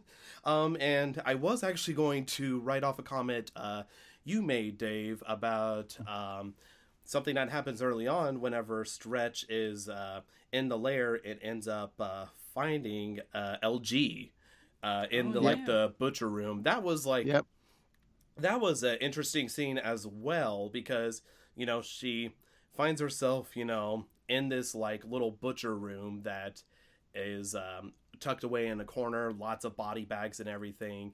And, you know, she has to watch Leatherface skin LG, you know, piece by piece. And so you're thinking, but while she's wearing the face, she still doesn't know it's him. Yeah, right. Yeah, and so it's not till he gets up, and then she realizes that, oh my God, this gross thing I've got on my face is my friend. Yeah. Mm-hmm. And it's so weird, too, because the whole context about it is whenever Leatherface finds out that Stretch is in this room, again, you don't know what he's going to do, because, you know, he just had to pull himself away after he had, like, a tantrum whenever he was really getting hot and bothered. This is the next time he sees her, and so you don't know what he's going to do, especially since now she's in his territory. Yes. There. Yes. And so what does he end up doing? He ends up giving the one thing that he loves, face, Right. over to her and just puts it on her and gives a hat and then starts dancing with her. Yes. Yes. And Very so strange. And so you think, like, at first you're like, you know, is Leatherface doing this to taunt her? And it's like, no. And so whenever you watch the second time around, you're like, no, he's just trying to be really nice. And Yeah, he just likes her, wants to play with her. This is like his child brain version of like, yeah, this is fun. Right. He's That's really what like he does. It's like with Frankenstein's monster in the first Frankenstein, with him throwing that little girl in the water. He just thought he had no idea what he was doing. He's just sort of reacting. This is Leatherface. This is Leatherface. This is his making a pass at her. I'm going to give you something I really like. It just happens to be really gross, and nobody else would like it but me. But I'm going to give this to you. And that's definitely one of the characters. There's two characters that he really reminded me of, Leatherface, or just had like little moments of inspiration from. And one of them was Frankenstein's monster, and the other one was it Lenny from Mice and Men? Yes, He's definitely got some like crushing the rabbit kind of moments, but right. But it's like such a strange moment because, again, like, I'm sure whenever you saw it the first time, Dave, I mean, aside from everything else the film brought, I'm sure you were not expecting Leatherface to dance with the, I mean, I guess she's the only girl instead of final girl, but Right. You weren't expecting a little dance while she has her friend's face on her face. No, exactly, and doesn't even realize it's her friend. She just thinks she's got this guy they just cut up's face on her, and that really adds something to it. When you realize that she didn't know that it was him. Well, and yeah, go ahead, Dave. No, I just said that made it more powerful. And it almost got her when she said, because from what they were saying in the special, she realized at that moment that she did love this guy. Oh, I did not pick that up whatsoever. And because when she says, I love you, she was always putting down his advances and all this other stuff. And you couldn't really see there being an attraction there. But in that moment, her motivation, Caroline Williams' motivation was she realized now that this guy is no longer going to be around, she did love him. Man, I'm definitely glad you have the commentary tracks to kind of add more substance, because, again, I didn't pick that up whatsoever. I knew she felt bad for LG there, but definitely not like I actually love you all this time sort of thing. Right. Right. Because, again, you don't really get to see too much of LG. He's taken out early by Chop Top and just dragged off. And he doesn't do much to make him lovable. Spitting indoors is not something that usually attracts a woman. Right. I don't know. So, Stretch, she ain't your average girl. That's true. No, that's true. She's a Texan. In rural Texas, the spitting is how you pick up a woman. That must be it. That's how you make a pass.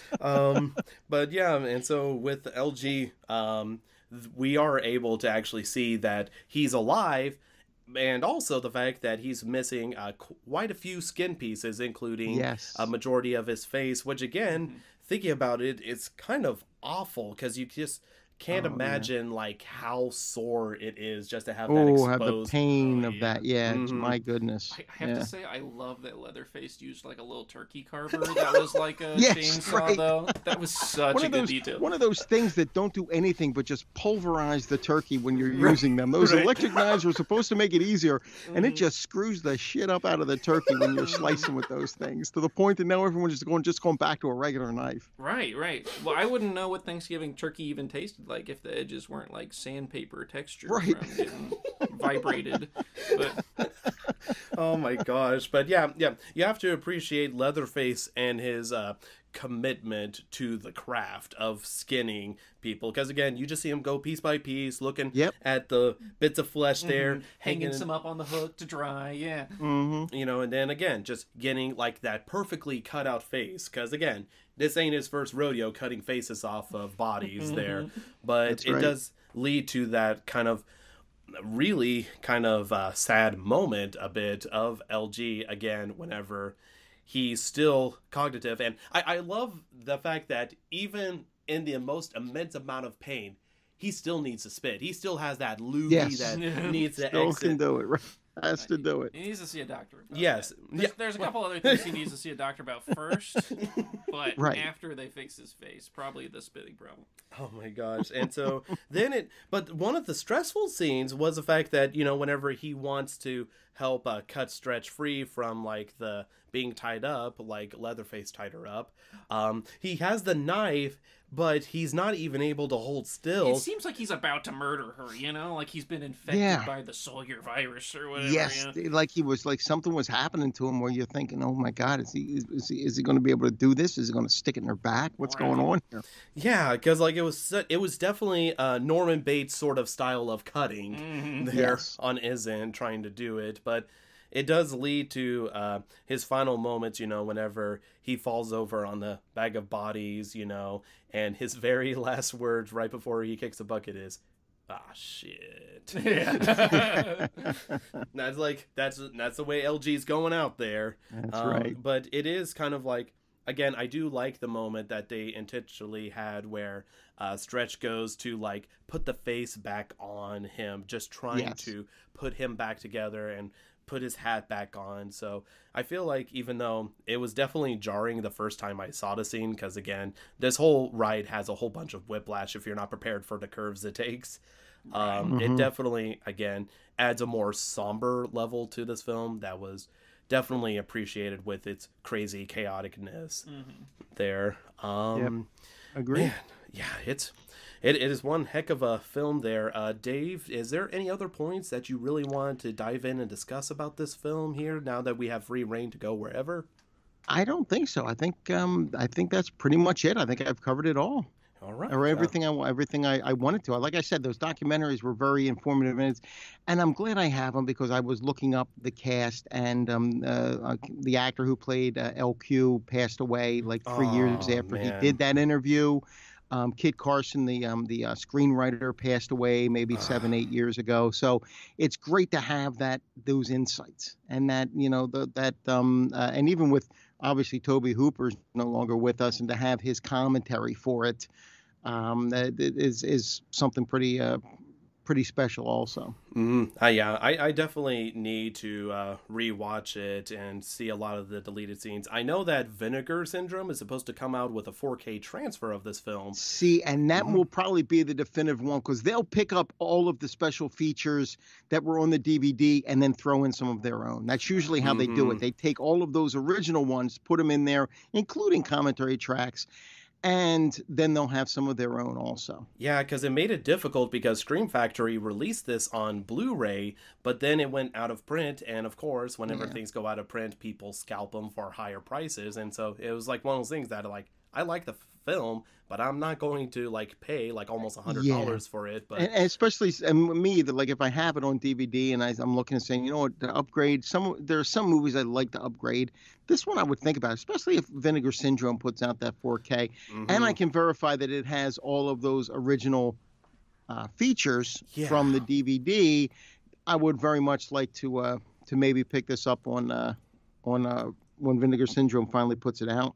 I know I need to get my hopefully restored. I know sometimes they don't really restore it, but that one cut scene with Joe Bob Briggs making a cameo in the second film. And that is, they do have that in the deleted scenes also. They do have the scene with Joe Bob. Yeah, because he loved the first film so much, and I think isn't it also his favorite horror film? It is. When we had Pastor Matt and Jackson came up here last July, and we went to the Joe Bob event. It was at the Mahoning Drive-In in Pennsylvania. So awesome.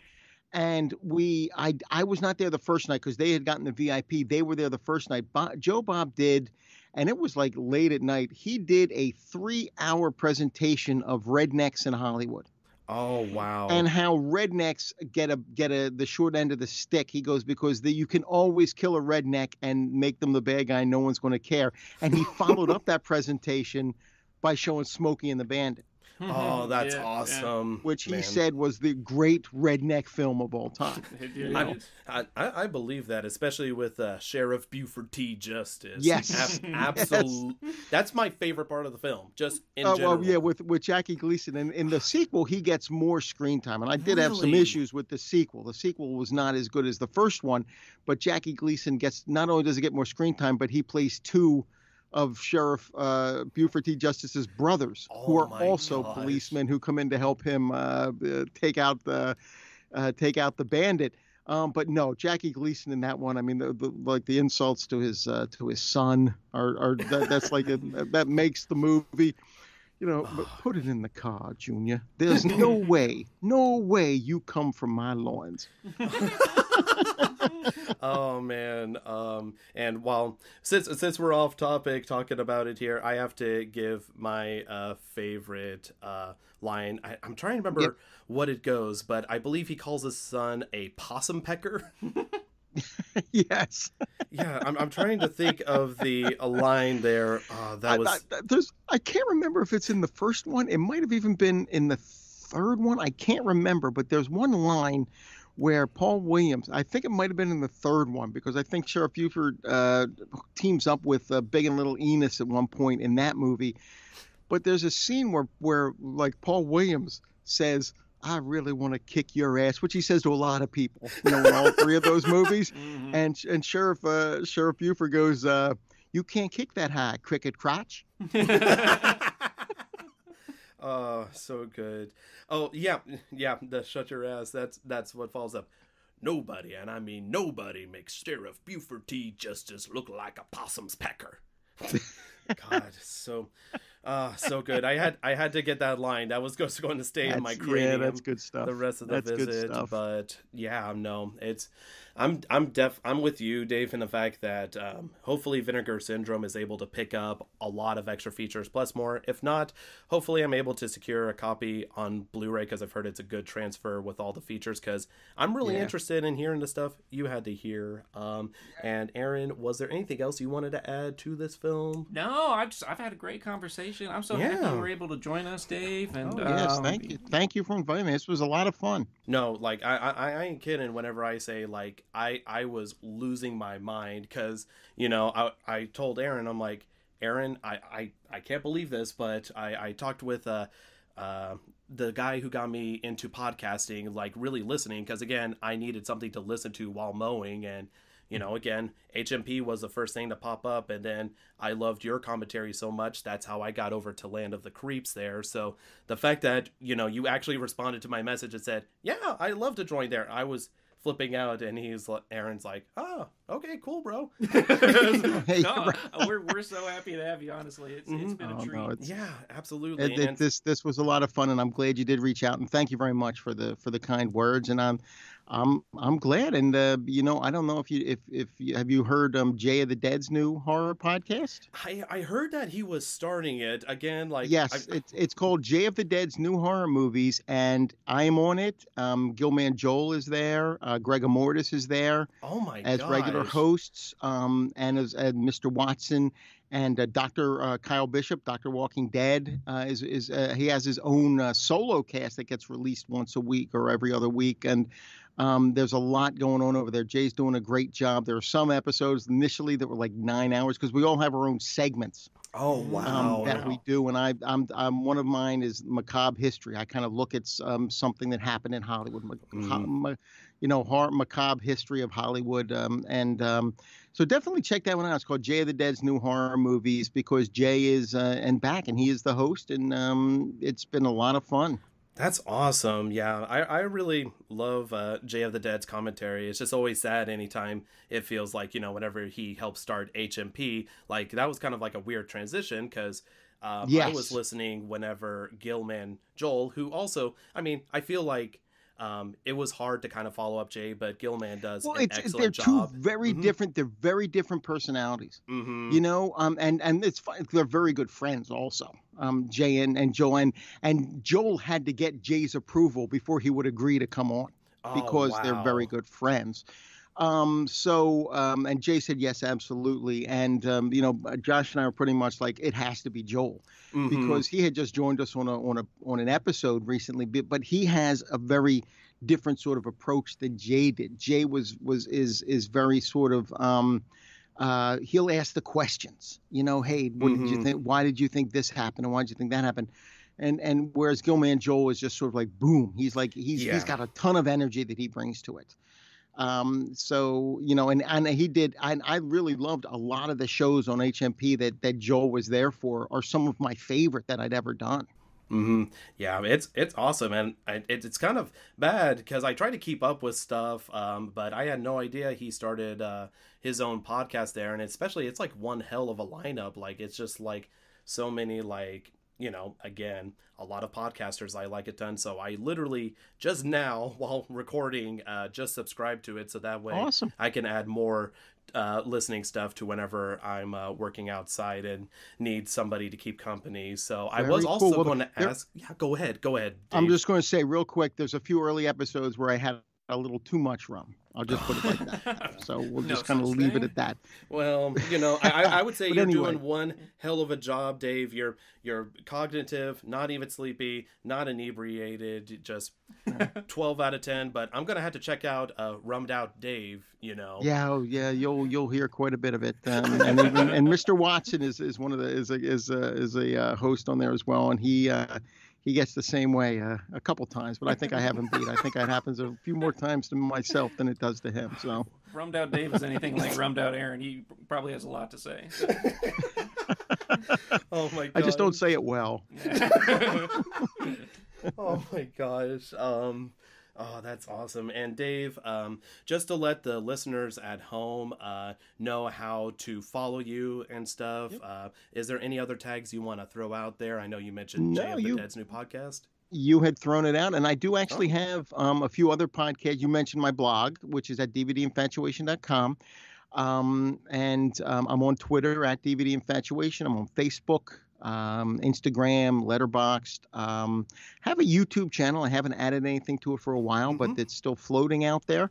And as far as other podcasts, you'd mentioned the horror movie podcast, Land of the Creeps, which is great. And I have a great time, especially with Greg and Bill, and Pearl over at Land of the Creeps. It's such a great time. It's like a party every time we get together to record. And Jay of the Dead's new horror movies, which is the newest venture, and it's just been a blast. Also, it's another fun one because all of us get along. We all love talking with each other. And I do have my own podcast, the DVD Infatuation podcast, which is on Jay of the Dead's Considering the Cinema feed. Where I'm having guests on, but for a long time it was just myself solo, just talking all movies, not just horror, all movies in general. And that's the DVD Infatuation podcast on consideringthecinema.com. And I have two others that I've been doing. One is The Illustrated Fan on Phantom Galaxy with Nathan Bartleball, where we look at animated films. And nice. recently we've started. We had our first episode go out of something called Phantom Video, where we're looking at home media.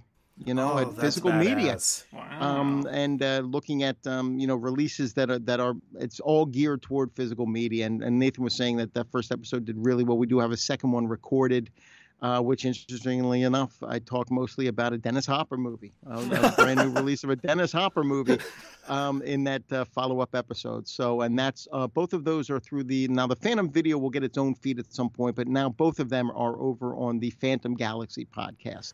Awesome. Which is Nathan Bartleball's, and Bill Van Vagel from Land of the Creeps is his co-host on that one as well. So they're over there.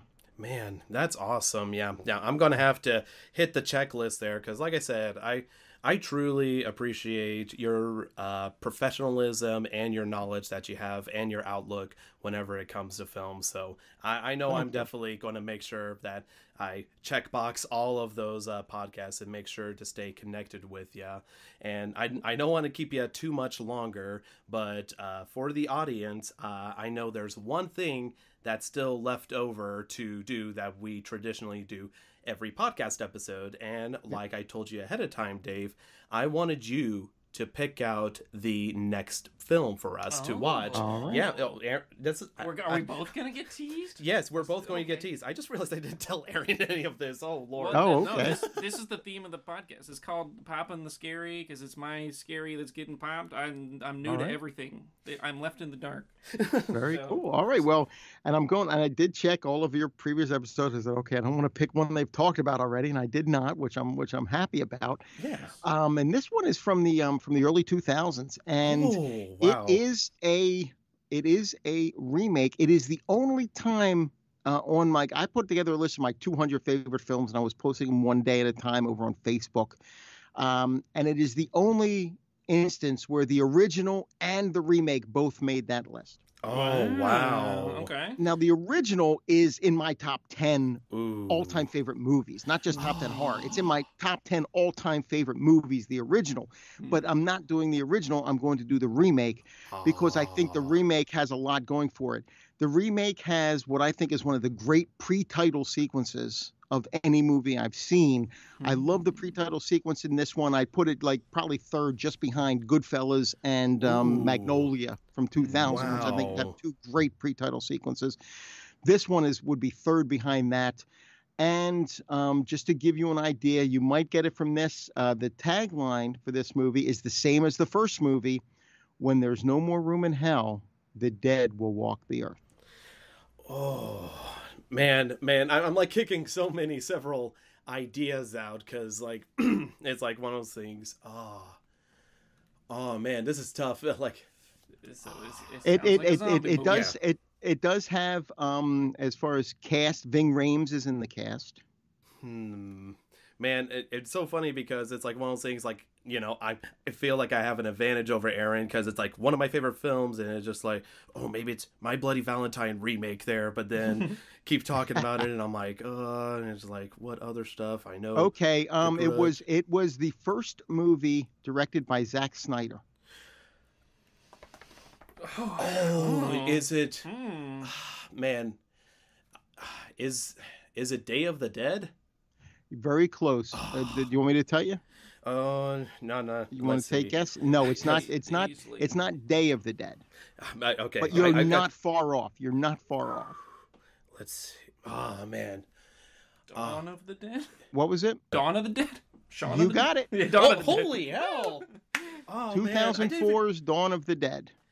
Oh, look at you, Aaron. Look at you go. I did it. I'm not going to lie. Whenever I had Dave pick out the episode, I was sweating because I know more horror stuff there. And I was like, oh, Lordy. Like, if I start flubbering, Dave's like having to spell it out. Like, okay, let's play Hangman now because we've been at this for 30 minutes. No, there's two D's. Yes. Well, once you said Day of the Dead, I figured it was like it was going to be like in a few seconds or before someone was going to get it at that point because that's what it is. And it was directed by Zack Snyder, and the screenplay, it's based on Romero. Romero's original Dawn of the Dead is my second favorite horror film and in my top 10 of all time. I love the original Dawn of the Dead, but this remake was really good too because it took George Romero's original screenplay and it was James Gunn who then wrote the new screenplay. Shut up. No way. So it's directed by Zack Snyder, written by James Gunn, and it has a pretty good, pretty solid cast. And I thought it was, now it's sort of introduced fast zombies to like the undead, but it's a really strong remake, and I'd love to hear what you guys have to say about it. Oh my gosh. Well, and it's funny you said that there because, like, you know, whenever I think Dawn of the Dead, I think of the original. Yeah. I honestly had no idea that it was this film they remade. I knew that Zack Snyder did like a zombie film there, but it was just like, you know, there's so many of the Deads there. Yeah. And so whenever Aaron said Dawn of the Dead, I'm like, oh no, it can't be it. No. Yeah, what are you talking about? Even though you just told us it was a remake there, my brain was just like, I had no idea. So this is perfect. This is exactly kind of what we were looking for. Again, just, you know, as you would with somebody to introduce them to horror. I'm really excited kind of diving into this because I love James Gunn and I had no idea he wrote this. So yeah, this is badass as hell, Dave. So I really appreciate you being on here and giving us the next film. So, all right, I'm going to wrap it up here and give a major thank you to everybody who's listened to the podcast along the way here. We're definitely looking forward to reviewing more films and giving you our thoughts. And we'll catch you all again next time when we're popping the scary with the remake of Dawn of the Dead. Woo-hoo. Awesome, man. I don't know. Yeah. I don't know how to wrap it up with three people. That's the way that's usually goes. No, that's the perfect way to do it. That's awesome. Hell yeah! All right. Be sure to subscribe to our YouTube, Castbox, or iTunes platforms to stay up to date when new episodes drop. To see what Aaron and I are up to, check out our respective Twitter accounts. For me, it is @CoalkirkVA, and for Aaron, it is @AnimalGameDev. Thank you all so much for listening to our podcast. We'll speak to you all again next time when we're poppin' the scary.